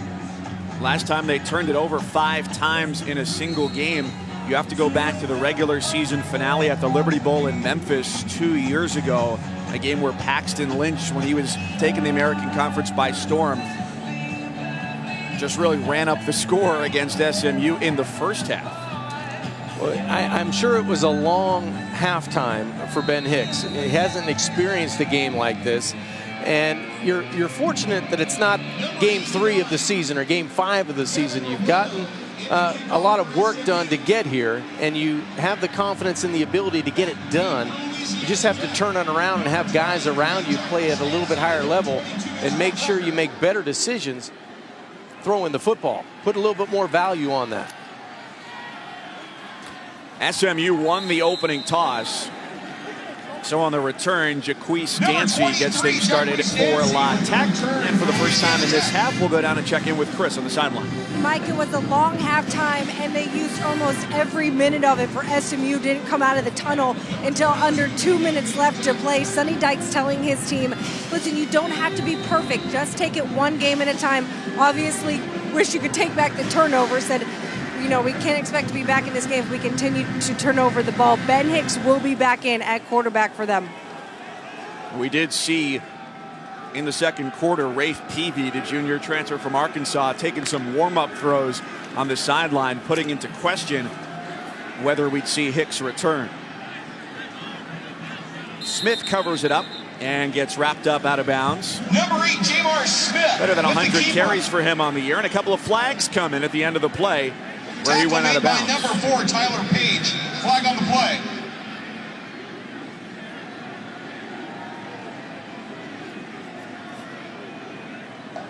After the play, a sportsmanlike conduct. Number 8 on the offense. 15-yard penalty, 2nd down. So the penalty is on Smith, the quarterback. That must have happened very late in the play. It looked like a couple of players from First unsportsmanlike conduct foul on the game. From the Mustangs were trying to rip at the football, and that may have started or agitated Smith on the sidelines. You see the SMU defenders trying to rip the football, and I think it was Onu taking him down to the ground out of bounds. Didn't see the retaliation, but something happened. It might have been a kick when Smith was on the ground. For the Bulldogs. Penalties, not much of a speed bump for either team in the first half. Solid pocket, plenty of time to throw, and the pass is caught by Zach Kusar, the redshirt freshman out of Oxford, Mississippi. Just his third catch of the year, and that's a gain of 17. Boy, they made it look easy, and here comes the tempo from the Bulldogs offense. Tackle made by number 4, Onu. Right back to the line, need a short gain for a first down. They got more than they needed. Going back to Boston Scott. Finished off the year strong with a touchdown in 6 straight games to end the regular season. And picked up the load for Jared Kraft, who's the other half of the backfield duo for this team, because Kraft didn't play 2 of the last 3 weeks. And how about the power from the 5'6" running back? He's running over safeties in the second level.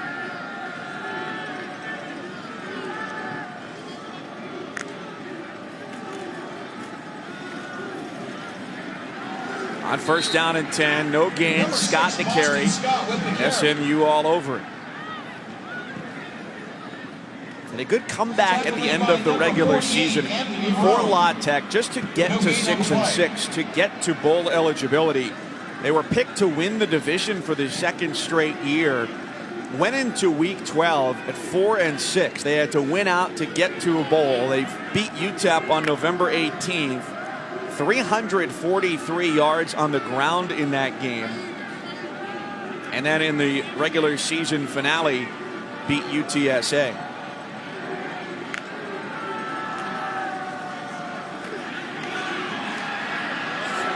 Off to the left side and perhaps off to the races. Scott takes it down the sideline. A huge chunk play for the redshirt senior from Baton Rouge, who's shown his power and there shows his speed.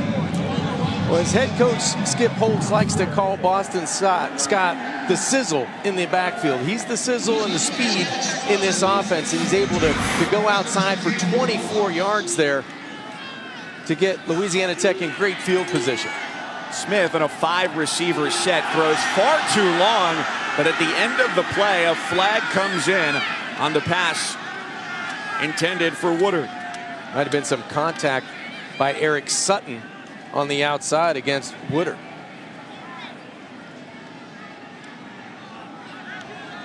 Pass interference. Defense. Number 1. 15 penalty.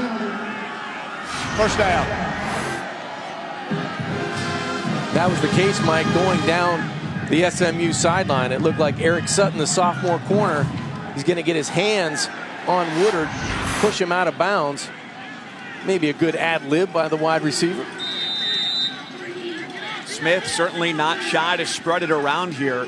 That pass intended for Woodard, who's only caught 2 balls this year. And in this game, we've seen Kusar and Scott, a couple of receivers who have collectively fewer than 5 catches, each with 1. Hardy's got it. Forward to the 10-yard line. And Mike, this might be a drive to see what the Bulldogs have on offense other than Veal and McKnight. Get a chance in a bowl game up 42-10. Let your starting quarterback deliver to some guys that haven't had a lot of cheddar this year. That should be a horse collar, it looked like, from behind. Delonte Scott, the defensive end. His tackle leaves Smith down on the turf. Boy, it sure looked like Scott had his hand inside, or at least on the nameplate of Scott. Of Smith, sorry. This play by Scott. Watch the right hand go up towards the nameplate, grab it down, and pull him from behind. That's a new rule that was installed this year. It doesn't have to be necessarily inside the shoulder pad, but if you're on the nameplate and drag a ball carrier down, that should have been 15 yards. I agree with you, John. I think it's a missed call. Weston Elliott is in at quarterback here, changing things up on this drive, and he's in to hand it off. Elliott, the sophomore from Texas, in his first year with the Bulldogs after transferring from Blinn Junior College. Only the 4th time that he's seen action this year, just 3 for 6 with a touchdown.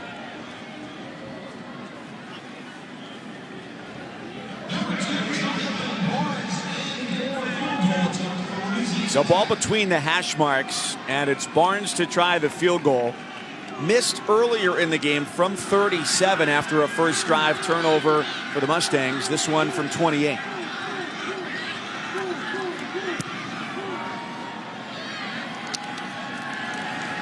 Second try is good. Makes it 45-10. Jamar Smith checked out on the sideline. Scoreboard looking good. All ESPN coverage is streaming live on the ESPN app. Download now and take ESPN everywhere. The chill of a late December evening here in Frisco, Texas. Jamar Smith getting the tent treatment, the quarterback for Louisiana Tech, along the sideline. He got taken down by a horse collar tackle. There was no flag on the play, but it was clear that he was in quite a good deal of pain as he came off the field and ended up getting replaced at the end of the drive by his backup, Weston Elliott. Yeah, let's hope that Jamar is okay. And with the score 45-10, you might want to get Elliott in the ball game anyway to get some experience.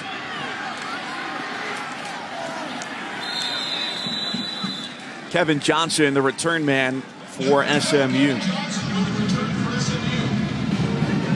Chris told us that coming out of the locker room, SMU used about all but 2 minutes of its allotted time. It's a 20-minute halftime for this game before they came back out onto the field. It's a new head coach, a guy who's never coached them before. Where do they turn for leadership in a game like this? Well, it comes from within. It comes from Ben Hicks. It comes from that offensive line. It comes from your playmakers on the outside in Sutton and Quinn. Because as a head coach right now that Sonny Dykes coming into this game, you just got to hope for the best here in the second half, because it can't get any worse than the first half. Quinn picked up a nice block in front from James Prochet, one of his fellow wide receivers, a guy who transferred from LSU, saw the writing on the wall when the recruiting class came in behind him. He's only 6 feet tall. The guys they were bringing in were 6'3", 6'4", and knew that he was going to have to find something a little bit different, and stretches out at the end of his second straight catch. And boy, did his choice work out pretty well for him. I think so. The FBS leader with 106 catches during the regular season. How about 12 touchdowns? That was tied for 6th in the country with his teammate Cortland Sutton.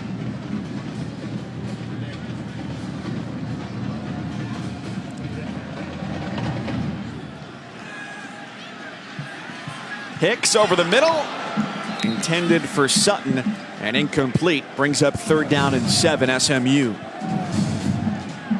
Some nights as a quarterback, your eyes betray you. And I think today and tonight, Ben Hicks was seeing a little bit more of the pressure than he should have. And his eyes weren't taking him to the easy throws. That time he had Jones in the flat right away. He passed it up, and then he made a bad throw down the middle. Stepping up under pressure, and he's taken down again. Jalen Ferguson, with his team leading 7th sack of the year, helps bring the drive to a close. That's good defense from front to back. I mean, the coverage is there. It makes Ben Hicks hold the football, because initially you step up and you think you have some time, but Jalen Ferguson, he closes the deal for the Bulldogs. First team all-conference defensive end who's got another year left in his career. Great pressure there on the punt block team as that sails out of bounds inside the 35-yard line from Jamie Sackville. 45-10 our score inside of 9 minutes left in the third at the DXL Frisco Bowl.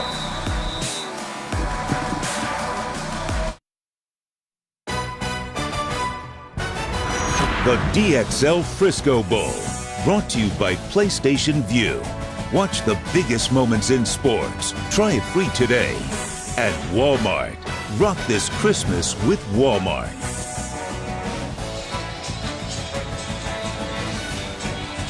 Glad you're with us tonight here in Frisco, Texas, the inaugural DXL Frisco Bowl, and it has been all Louisiana Tech, forcing 5 first-half turnovers by SMU, and the Bulldogs 6-6 in the regular season, lead at 45-10. Mike Cousins, John Kajemi, with Chris Button down on the sidelines tonight.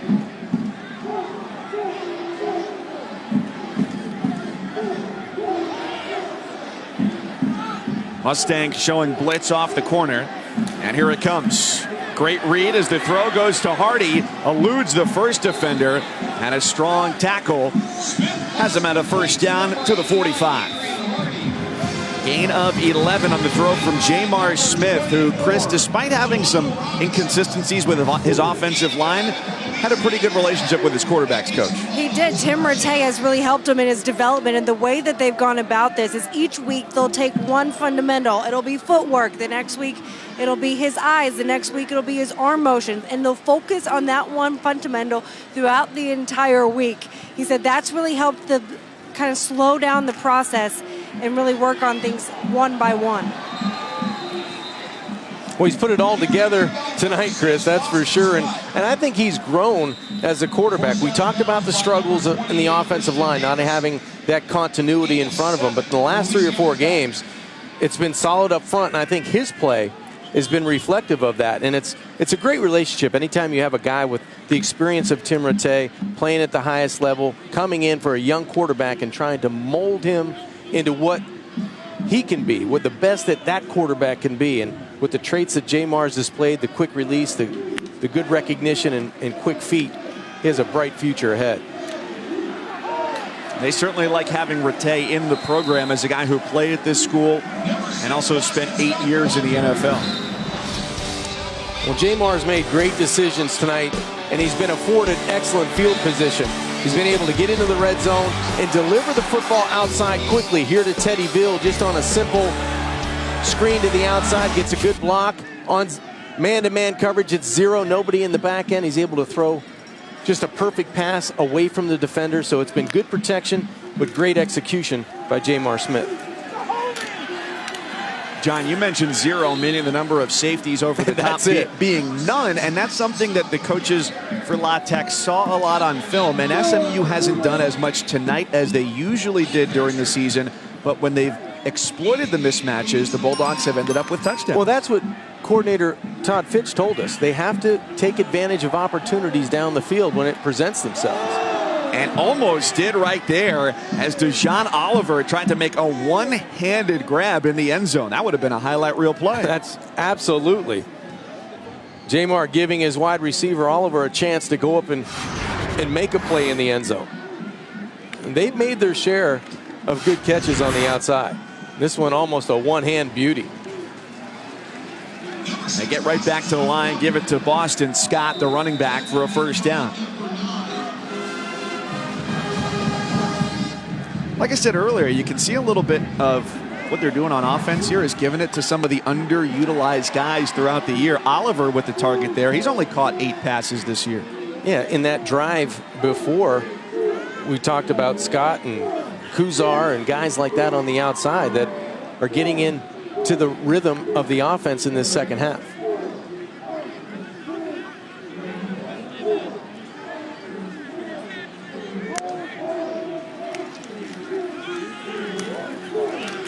Flag down as we're inside of 6 minutes left here in the third quarter. Offside, defense, number 35, 5-yard penalty, replay, first down. During bowl season, have an idea. If you want to keep up with every single bowl, you can go multiple screen with the ESPN app on your computer, your phone, your tablet. You can stream every ESPN and ABC college football game live at home or wherever you are. Scores, news, and highlights for all the bowl games, and you can download the app to start streaming now. And Mike, that usually gets us from game site to airport, in the plane, and back home. Or once you get to this time of the year and you get weather delays at the gate. That's right. Consistent entertainment. It's Kraft, one of the 2 senior running backs. He was real quiet down the stretch. Didn't play 2 of the last 3 weeks. Just 1 carry for 15 yards against UTSA in the regular season finale. And his run continues this drive and sets up the Bulldogs for their 35th play of the night in SMU territory. And this is where they've executed the best. Once the ball's been inside the 20 in the red zone, they've been able to come away with touchdowns. That time nothing doing it. Defensive disruption coming through and blowing up the running play. It's Tyson Niels, the sophomore out of Oklahoma, with the tackle. Sends him backward. It'll be 2nd down and about 13. If there's a couple players that have really stood out for one reason or for positive reasons on the defense, it's been Niels been one of those guys. Junior college transfer, not a flashy player, says his defensive coordinator Van Malone, but he makes plays behind the line of scrimmage.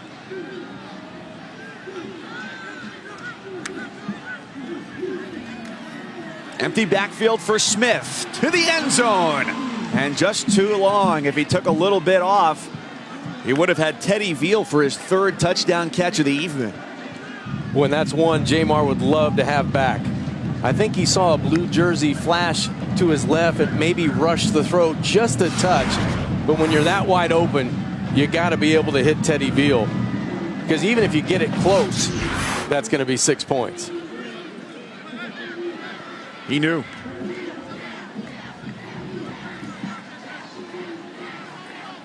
Van Malone in an interesting spot, defensive coordinator here for SMU.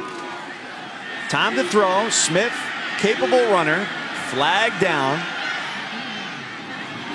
Heaves to the end zone, incomplete.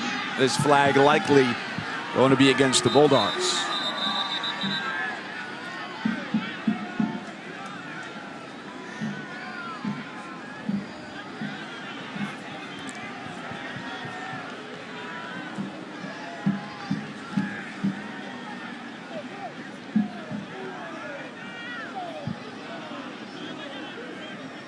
Van Malone's defense hoping to get off the field here after the penalty call.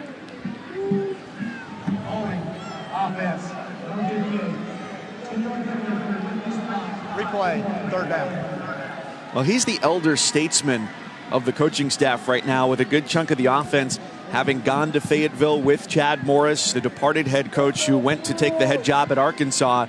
So you've got a lot of GAs in control on the offensive side, and he said, I made the walk down the hall to say, guys, look, you got to step up here. We need you. There's nobody behind you. And even Van went on the offensive side of the football to try to help out the offensive line and get some cohesion at practice. 3rd down, 23. Tip ball could have been dangerous, and the pass ends up incomplete. A little bit of chatter after the play. Cam McKnight, who's already caught a touchdown. Right now, 4th and 23. So for Malone, that's an awkward spot. It is. Because you don't know what the future of your job status is. I think he handled it very well, though, and answered the question very candidly, because he said that the only conversation he's had about his future with Sonny Dykes was to say, let's talk about it after the game, focus on the kids for this time. Right, let's try to get the guys prepared as best we can. I'll do it on defense. I'll help out on offense. I'll do whatever I can, whatever it takes to get the best interest of these student athletes first and foremost. Barnes from 43. Some serious hang time on that ball, but it gets the job done. Bulldogs expand their advantage, 48-10 in the 3rd.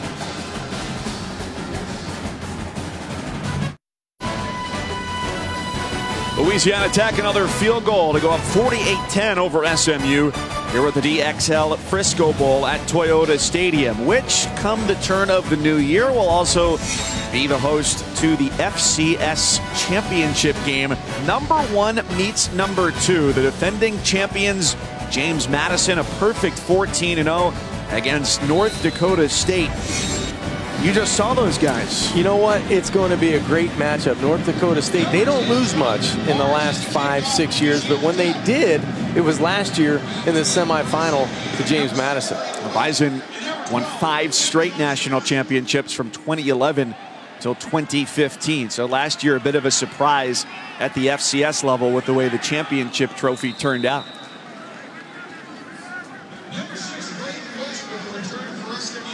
I know the people in Frisco are excited about that game. It sounds like it's standing room only. Yeah, it's already a sellout for a game that's not until January 6th.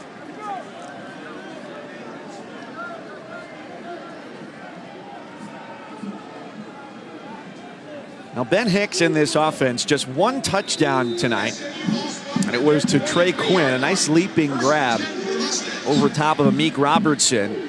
That touchdown for him was his 52nd career touchdown, which now gives him the most in SMU history. Braden West running on first down. So he surpasses Justin Willis, who played for the Mustangs from 2006 to 2008. Keep in mind, here's a guy who's just a sophomore. Not the night he wanted, but he didn't have a whole lot of help on that offensive side. And a big jump for him production-wise through the air as well. Trey Quinn, a huge part of that because he's had Cortland Sutton with him for as long as he's been on the Hilltop. 33 touchdowns now, the most in a single year at SMU, following up on a season last year where he threw 19. That ball thrown Boy, that was close. Incomplete. Yeah. Kamen Freeman coming out of the backfield. Freeman did a good job of just getting on the football in case that was called a lateral.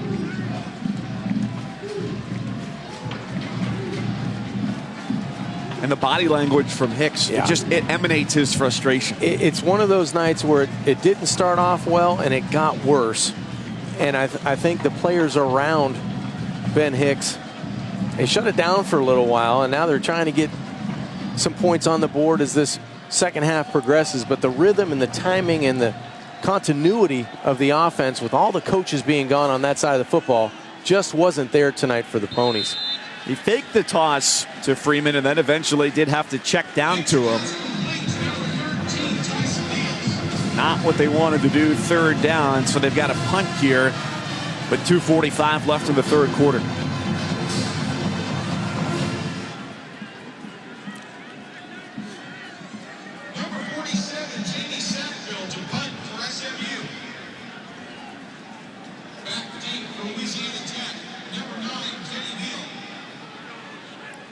Teddy Veal set to return, see if he can add to his big night. Already a couple of touchdown grabs, but he takes the fair catch back at the 28-yard line. Let's check the Progressive Ball Challenge Cup, which is going to go to the conference with the highest winning percentage in the postseason. Conference USA at 3-2. And if this score holds, barring a massive comeback from SMU, that will go to 4-2 on the year. I think they're pretty secure in moving that digit from 3 to 4. The way this game has gone at 48-10, it's been all tech all night.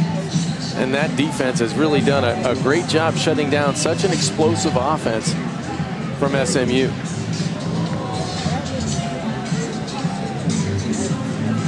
Quarterback body language, quite different from one side to the other. You don't need a score. You just need pitchers to tell you who's in the lead right now.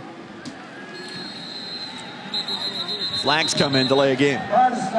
Delay a game. Number 8, offense. 5-yard penalty, still first down. This was a bit of a transition year as well at quarterback for Skip Holtz. This is the first full season for Jamar Smith, starting his 13th game today, but it ended a string of 3 straight years where they had a senior starter, whether it was Cody Sokol, who transferred from Iowa, or Jeff Driscoll from Florida, and then Ryan Higgins, who was the quarterback last year and led them to a bowl game win.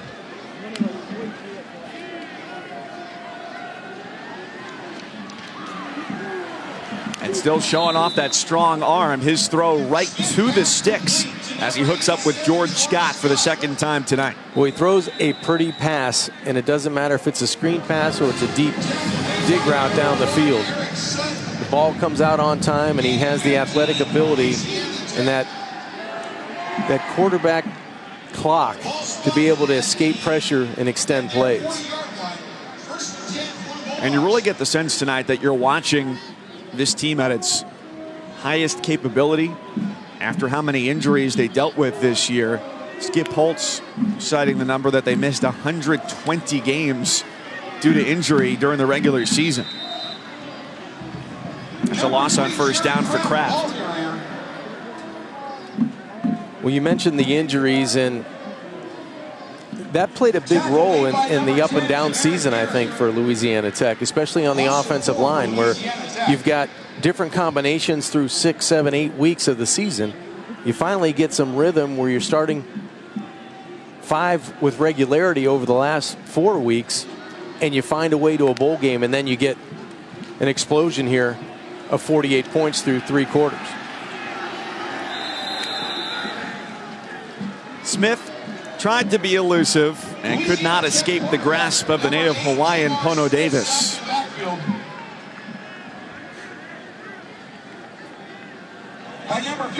This is the time of the game where if you're a head coach, you really, on either side, if you're Louisiana Tech, you want your guys to keep executing. You don't want them to fall asleep. You don't want them to miss an assignment due to taking a false step or hand placement up front. And on the other side, you're happy to see Davis penetrate on second down. Good pocket and a strong throw, but the pass incomplete. Would have been short of the first down marker anyway for Javonte Woodard. And 14 seconds left in the third. The Bulldogs will punt. You can tell that Sonny Dykes is trying to get a read on his defense. That's been a couple of successful defensive stands, getting the football back. He's trying to see who's playing and who maybe packed it in, kind of register some notes on some players for future games and for spring ball.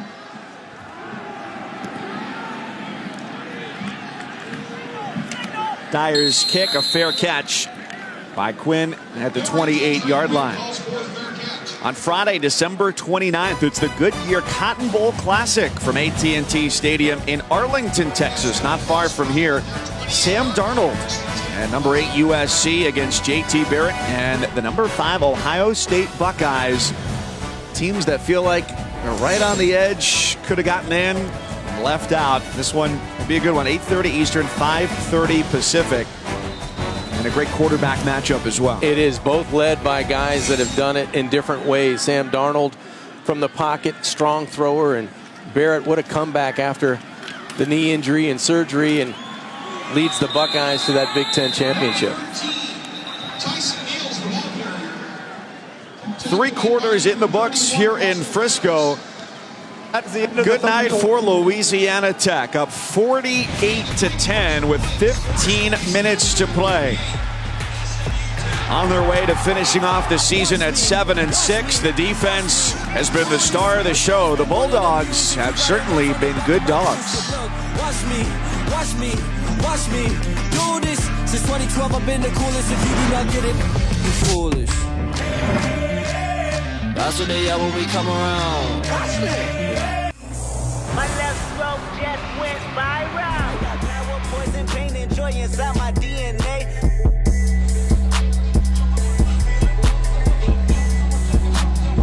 Well, it's good to be Kendrick Lamar. It's good to be a college football playoff fan as well. They'll both be there, the halftime performer for this year's CFP title game. 48-10 our score as we welcome you back here to Toyota Stadium in Frisco, Texas, just north of Dallas. Mike Cousins, John Kajemi, and Chris Budden on the sidelines as well.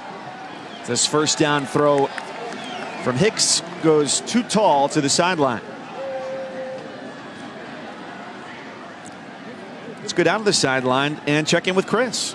Mike, this is an emotional day for Cortland Sutton as he plays his final game in a Mustangs jersey. He just came off on the sidelines, went around, thanked all of his teammates, took his gloves, handed them to a fan in the stands, and then bent over and was wiping tears from his eyes. I spoke to him earlier this week about what this moment would mean, and he said, you know, when you go to college, you think it's going to be so easy to make a bowl game, and it's not. So just to get here and cap off this season in this way has meant a lot to him. to be able to help build this program from what it was when he got here and now to being back into a bowl game for the first time since 2012. Certainly not the way he would envision his career coming to an end, but this is far from the last football game he'll be playing. No, he's going to be playing on Sundays, and it's remarkable the career that he did put together. He came into the game among the active FBS career leaders in receptions and in touchdowns at 31. That's third among active players. So what a career he's had at SMU. Also really cool that he ended up getting his degree in 3.5 years as well. Took piano his final semester. Played Lean On Me for his final exam. Man has skills. He's got a lot of people leaning on him on this team. That's right. An emotional month of December for many reasons for SMU. For more on that, here's Chris Budden. Earlier this week, and Chad Morris told me that it was a lot more emotional than he expected. When he told his team, he told me, quote, "I bawled, cried like a baby. These young men, I knew they'd be hurt, they'd be mad, they'd be disappointed, and I didn't know what to expect. I was prepared for anything, and I got a standing ovation. They thanked me and hugged me. We're not finished yet." That was my message to them. So while he was getting ready for National Signing Day with Arkansas, he was still processing what it would be like to be away from the team. He said he would sit down and watch it tonight, though. Chris, when you talked to him, what did you feel like was, I know you're over the phone, but his facial expression at the time, was it pained or happy, or how did you feel like he was on the phone?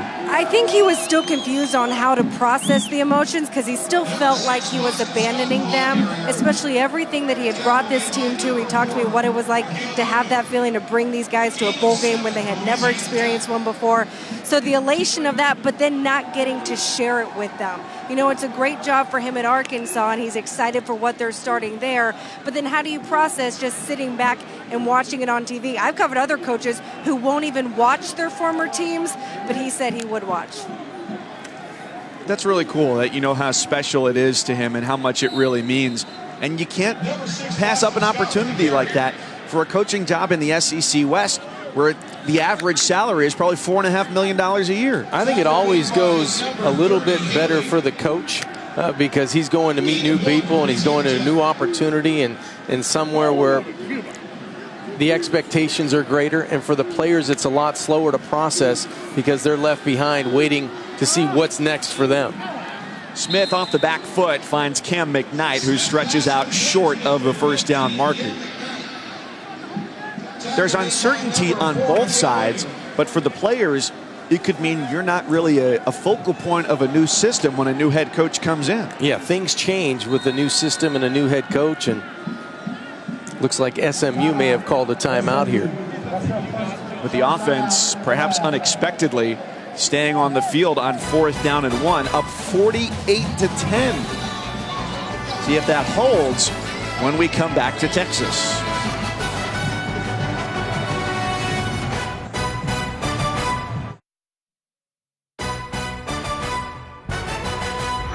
The DXL Frisco Bowl, brought to you by DXL, the destination for men's XL apparel.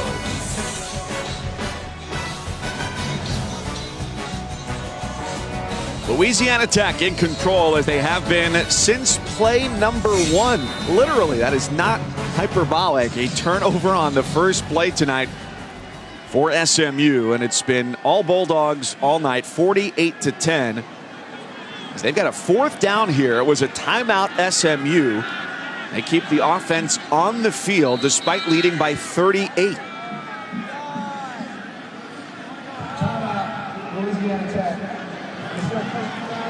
So now alternating timeouts. I think it's time to work on everything you've got on your playlist, and that was the fake snap, and now you're going to go out and send your special teams unit out to punt the football away. We invite you to stay with us after the game. ESPN 3, immediately following the conclusion, we'll have our trophy ceremony presented by Capital One. The only question now is not who will get the trophy, but who will hoist the trophy first for Louisiana Tech.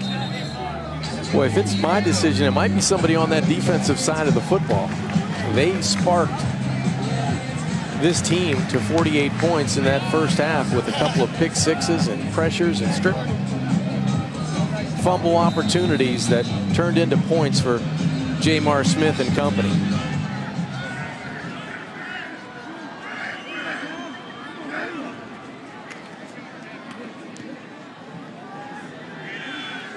Dyer, another Australian native punter like Sackville on the other side, as this one rolled down to the 11-yard line. John, as we were talking about just before the last break there, was changing head coaches, changing systems, how sometimes it can be a little bit harder for the players because when a new head coach comes in, a lot of times it's a new offensive system. As a power spread under Chad Morris, it'll be an air raid under Sonny Dykes. Well, when your quarterback's not on, the air raid gets exposed because it's quarterback heavy. It depends on spreading guys out and getting quick passes down the field, and you want to spread the defense from sideline to sideline, and it's not a very complex run game. With the power spread, it's for coaches that want to be able to run the football a little bit more, some play action so you can get the defense looking in at the line of scrimmage and get the ball over their head. So a little bit more complex in the power game that SMU had coming into this year and now going to the air raid probably next season. Ball on the ground. Hicks quickly gets back on top of it. And so there's not a huge gap in terms of what they want to do. They still want to be able to move the ball in big chunks. But the difficulty is it's a new dictionary. Well, it's new language. And the first thing you need to do is be able to hold on to the football and possess it, because Ben Hicks has had a problem throwing it down the field, and they're on the shotgun snap. But you're right, Mike. You want to be able to do different things in the offense and get rid of the football with a little bit more quickness in shorter spaces. And that's part of what Sonny Dykes has had to adjust to in replacing Chad Morris in the 9 days since he's taken over as head coach, was just watching film and saying, okay, well, when I say X, what does that mean in your language, and figuring out exactly what his desires play calling wise would equal in the current playbook. Good ad lib there by Ben Hicks to try to move the change and stay on the field, but it's going to be another punting situation and more frustration for that SMU offense. It hasn't been in the cards for them tonight. They fumbled on their first play, turned it over as Xavier Jones coughed it up. Their third play picked up 22 yards, and that's been their biggest gain of the night.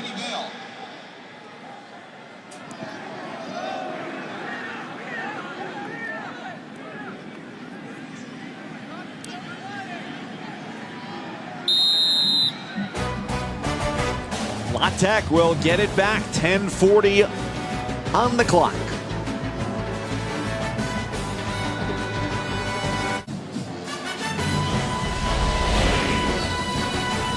It's the inaugural DXL Frisco Bowl here at Toyota Stadium in Frisco, Texas, the home of FC Dallas. A soccer pitch turned football field tonight.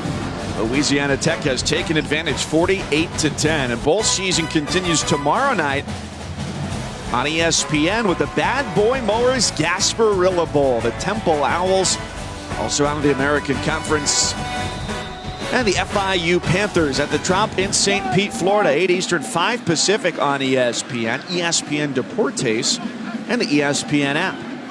First bowl game for FIU since 2011 for Butch Davis and their crew. Veal with a couple of touchdown grabs, has a first down, shakes 2 defenders and takes this inside the 30-yard line. Teddy Veal, Conference USA Newcomer of the Year, goes for 34. Teddy Veal is not finished. There's 10:24 and counting on the clock, and he's going to make moves on that SMU sideline. That's just a great job with the ball. Run after catch opportunity and a big play, another explosive play for Louisiana Tech. 5 receptions for 118 and 2 touchdowns. Tipped and incomplete. So for Veal, that's the 4th 100-yard game for him this season, as the leading receiver during the regular season as well for La Tech. Well, it's fun when you've got a guy like Teddy Veal on the outside. Jamar Smith, he can pick that guy and let it fly. And you have complete trust in that relationship from quarterback to wide receiver.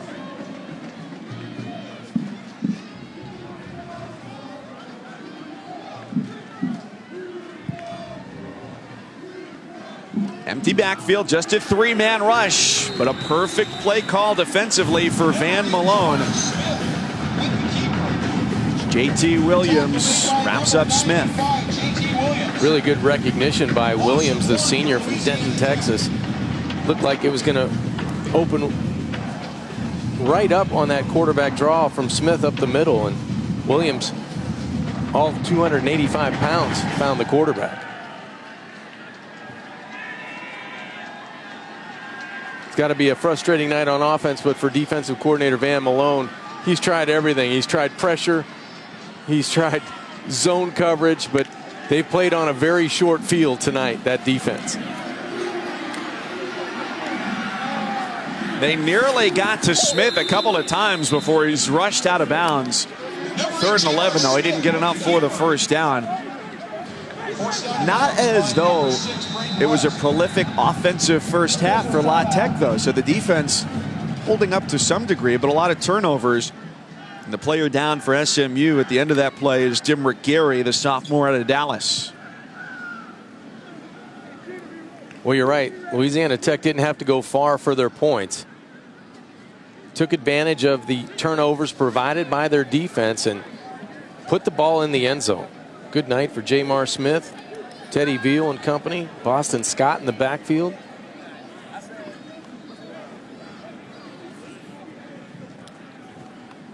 When we talked to Van Malone yesterday, you really got the sense, you know, when you talk to people and they tell you something and you can just read right away whether it's the truth or not. He was very emphatic about, I've been with these kids for 3 years. I know what we want to do to finish this year strong. Look, I'm not worried about today, at least. I'm sure there's something in the back of the mind that says, okay, where's my career going to be going after this year? But wanted to finish out the year strong for the kids who he's been with and brought up through the program. Well, I think it meant a lot to him. You could tell, you're right, Mike, through his voice and his passion about the commitment he made to the university and to coaching the defensive side of the football for SMU as the injured player, Gary, gets off the sideline. But you can hear it in Malone's voice, and he's going to fight his way through the last 9:06, 9:07 of this game and get to that decision when it comes tomorrow. Try from 41 yards for Barnes. Hits the upright and falls through. And it's good.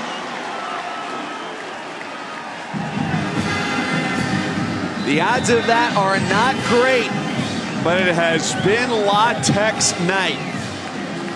Their lead at the half was 42-10, and they've only grown it since.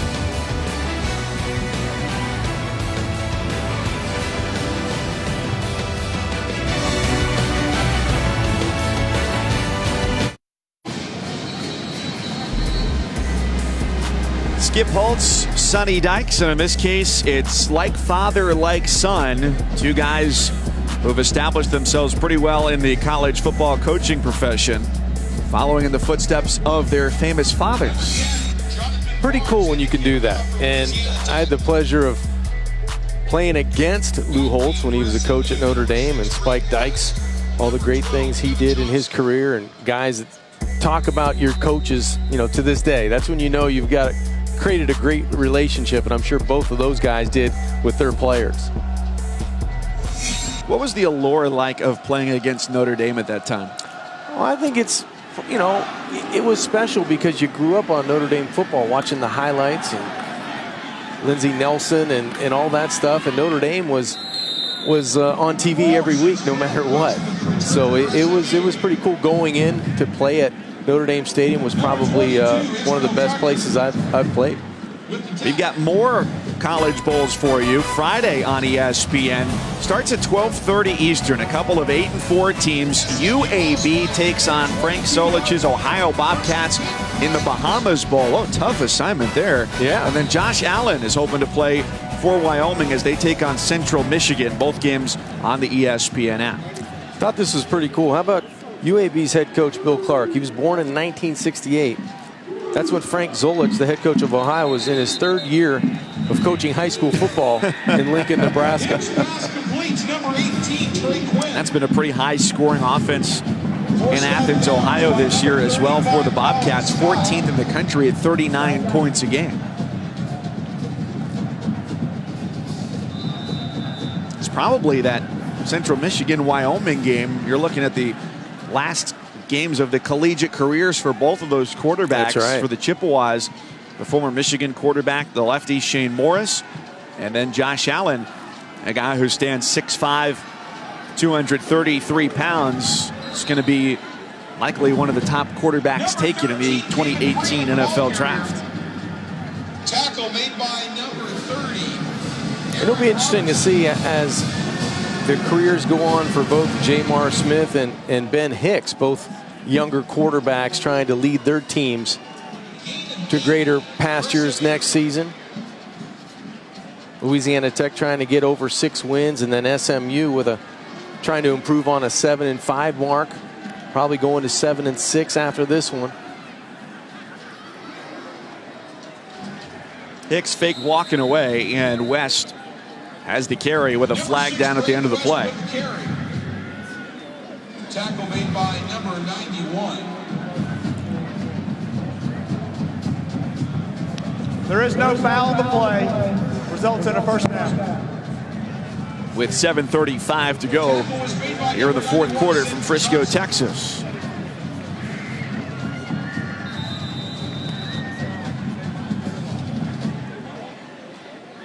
SMU ball spotted at their 32-yard line, 1st and 10 for the Mustangs. So for as much as we won't see Cortland Sutton down the stretch here, a guy who's a for sure 1st-round pick come the draft, even with a blowout lopsided against them, Hicks keeps the reins here. Part of this, you think, an audition for his new head coach? Well, I think it's an evaluation in how he's going to play against adversity. You know, things aren't going very well tonight for Ben Hicks. He's given the football up on multiple occasions. He's been under duress. He's had to take some hits. And let's see how he finishes when the road's a little bumpy, because as a quarterback, things aren't always perfect. So I credit Ben's toughness and sticking it out and his willingness to want to finish this football game.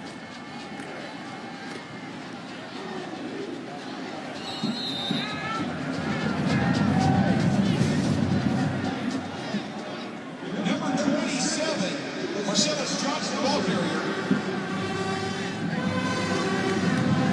Tackle made by number 39, Randy Hogan. Gain of 3 for SMU.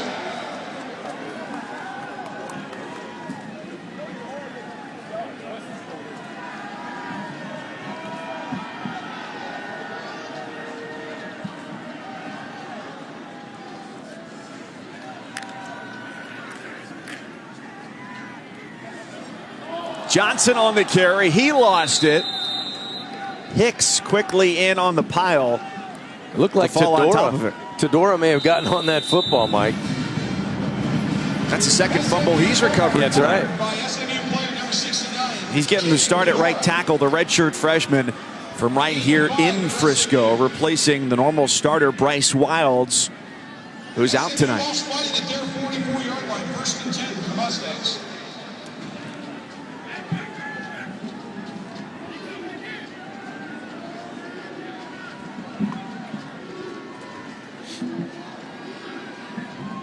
Bulldogs show blitz from the outside. They bring the pressure. Ball is loose again. And this time it's picked up by La Tech.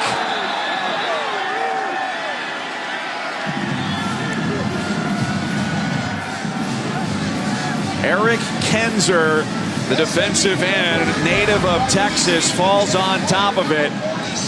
The football has been magnetic toward the white jerseys. This defense has been spectacular, and that was just a quarterback running back exchange problem, and Kenzer looked like he was one step away from going the distance. I believe that's 6 turnovers on the evening for SMU. They had 13 turnovers in 12 regular season games, and the most they gave it up in total in one game was 3 this year. Well, it was frustrating for SMU offensively. You have to credit Louisiana Tech. They came into this game taking the football away, and they continued tonight. And now it's Weston Elliott at quarterback for La Tech, signaling we've likely seen the last of Jamar Smith for the evening, with a 41-point lead and fewer than 5 minutes to play here at the DXL Frisco Bowl.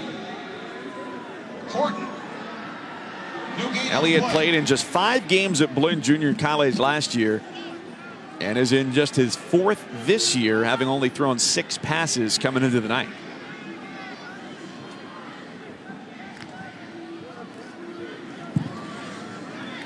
Certainly expected to be a run-heavy set of opportunities here. Israel Tucker gets the toss. No matter who's at quarterback for Louisiana Tech, they've had great field position, and it's all been set up by this defense the entire night. You have a couple of pick sixes, you get another interception, a couple of strips. We had a fumble, forced fumble on the first play from scrimmage, and that really set the wheels in motion in this lopsided score. So they empty out the backfield for Elliott, and he almost had that one getting sent the other way, and Mikhail Onu had it right in his grasp.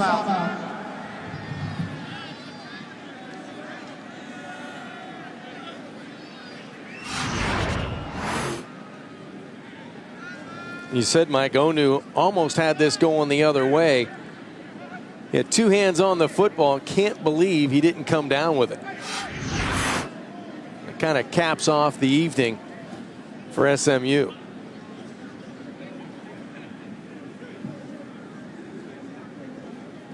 An injured Bulldog offensive lineman, and it looks like a cramp in the right leg. Jamar Smith, an easy choice for our Capital One player of the game, accounting for 4 touchdowns and tying the school bowl record for La Tech, with this being their 10th bowl game since moving into Division I in 1975. He did a nice job of protecting the football, number 1, and he just took advantage of instant field position that was set up by their defense. I think Cody Russey, the starting center for the Bulldogs, right leg injury coming off. It's like he's trying to get off on his own power. And he's got a lot of it. Yeah. Guy who's from Burleson, Texas, set the Texas high school record by deadlifting 715 pounds. That's a pure definition of a power lifter, right? How about that? Meanwhile, my lame workout, I'm having to pick up a 75-pound kettlebell 10 times.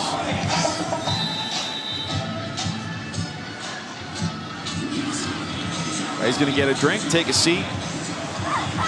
And the offense goes back to work with 3:50 to go in the game. And an empty backfield again. Flushed out of the pocket. And throws to the sticks on 4th down and 10 with a flag to boot.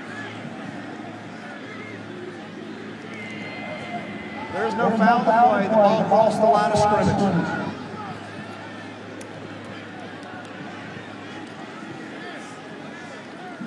Well, make sure you stay with us here on ESPN. Sports Center comes your way after the game. And on ESPN3, it's the trophy presentation as well. Alabama Clemson, a motivational message from Dabo Swinney. The Rockets are hot.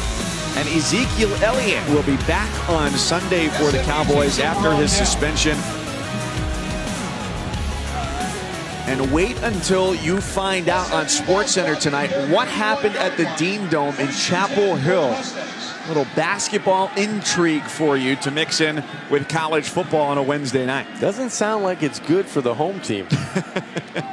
And they've been one of the best teams in the country this year. Had a nice matchup against Tennessee last Saturday. They trailed for the majority of that game and came back to win in front of a sellout crowd at Thompson Bowling Arena. Timeout. Official timeout. Now we've got another injured Bulldog. Well, you look at the score, and this may not be our final, but it'll be close. And this game is quite a relief for Skip Holtz and company with how many close games they played and how many didn't go their way this year. Jamar Smith helped them start to finish. Teddy Veal, his top target, with a couple of scores. Taking advantage of excellent field position, he just dealt the football to his playmaker on the outside. That was Teddy Veal. Whether he was catching it on a screen or versus man-to-man coverage, here to McKnight, going climbing the ladder. It was all Jamar Smith all night, and he was feeling the rhythm that quarterbacks like to get into. Good field position, execution in the pass offense, and score a lot of points, and it's 51-10. And I'm sure Smith's going to enjoy this one. To not have to worry about playing in a close game, 1-4 in 5 one-possession games this year. They almost beat South Carolina, lost to them on a last-play field goal at the end of the game against UAB, a blocked field goal. Southern Miss, late scores, won in double overtime. And then they give up a fourth-quarter lead against North Texas as well. So a lot of games that they felt like they could have had and wouldn't have had to worry down the stretch, needing wins in the final 2 weeks of the regular season. They found a way to get bowl eligible in those last 2 weeks, and I'm sure Skip Holtz, you know, it was one of those things they said keep banging the rock. That was their motto all year, because they didn't want to let one of those tough losses turn in to next week and let one loss turn into 2 and then into 3. So they kept at it, and they kept their focus each week trying to get to 1-0, and they found themselves here in the DXL Frisco Bowl, and looks like they're going to go to an easy victory.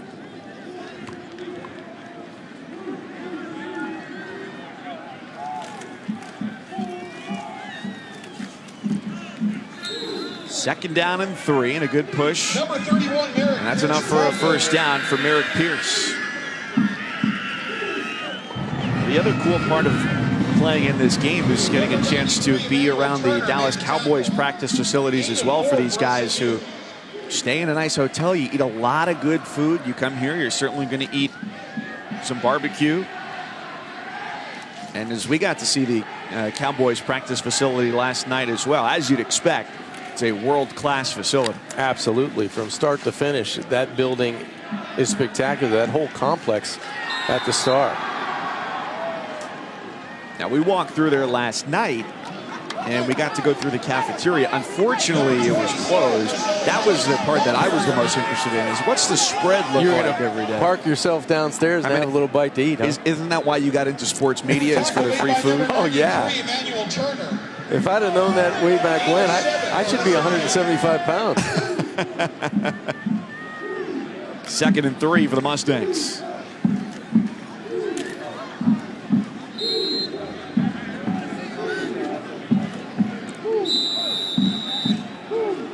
Number 27, Marcellus Johnson, ball carrier. Clock stops, 1:52. The third injured Bulldog on this drive. Number 27, Marcellus Johnson, ball carrier. But look out. It's a chilly night. That's all right when it's Jamar Smith, your quarterback, to bring the cooler full of water on top to celebrate a bowl win.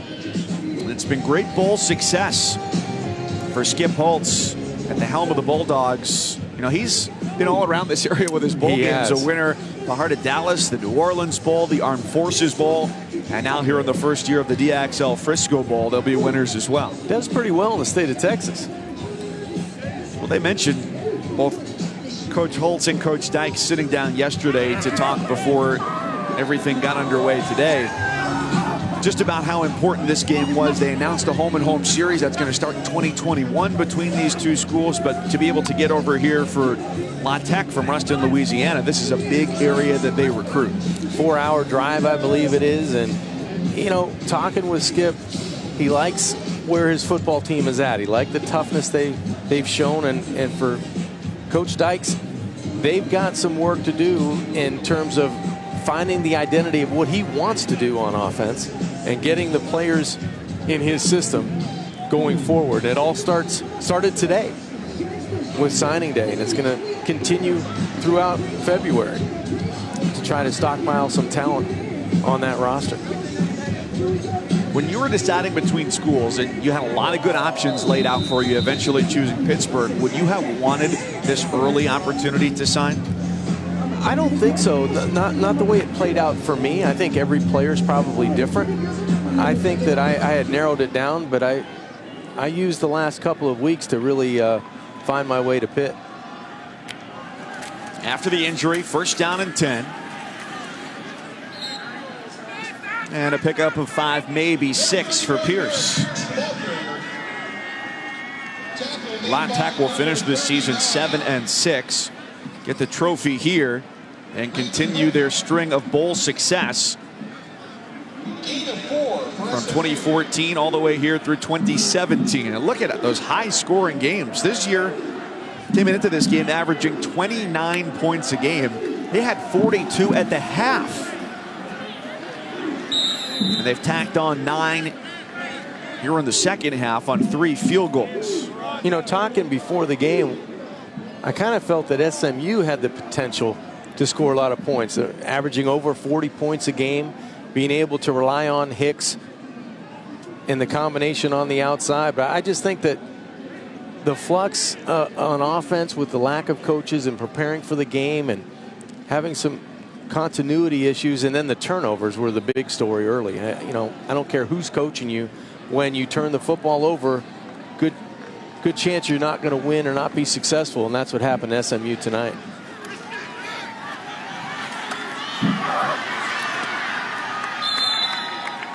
You got a nice run down inside the 15-yard line down near the 10, 45 seconds to go. You look forward, what's the next step here for a head coach who's been in place just 9 days? What are the things he needs to check off his list coming up? Well, I think you hit delete on this game. First of all, that's the first thing you do. And you go back and you try to evaluate the tape at certain positions. Where are you strong? Where are you weak? Where do you need to fill in? And what is your system going to be on offense? And recruit to that system. What's the urgency, or how quickly do you want to get your coaches hired as well? I think that's probably paramount. That's probably at the top of the list. You want to be able to go out. You have the coaching convention coming up in January where everybody's hanging out, and you probably want to do a lot of that beforehand. And you don't take the job without having an idea of who some candidates are. You've got the feelers out there already. You've been here for a week or just over a week, so you've got the feelers of who you'd like to bring into your system.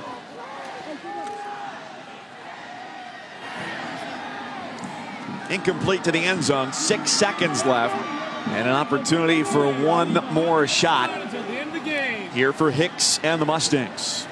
Well, congratulations to head coach Skip Holtz.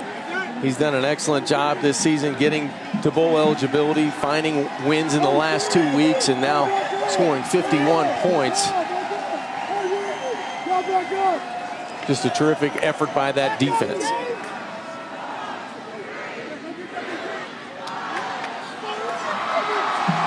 And that'll do it. 51-10. Defense came to play for La Tech as they finish off the season winning 3 straight and take down SMU, the inaugural champions in the 2017 DXL Frisco Bowl. So for our entire crew, Chris Button on the field, my partner John Congemi, Mike Cousins saying so long from Frisco, Texas. We thank you for watching, and SportsCenter comes your way now on ESPN.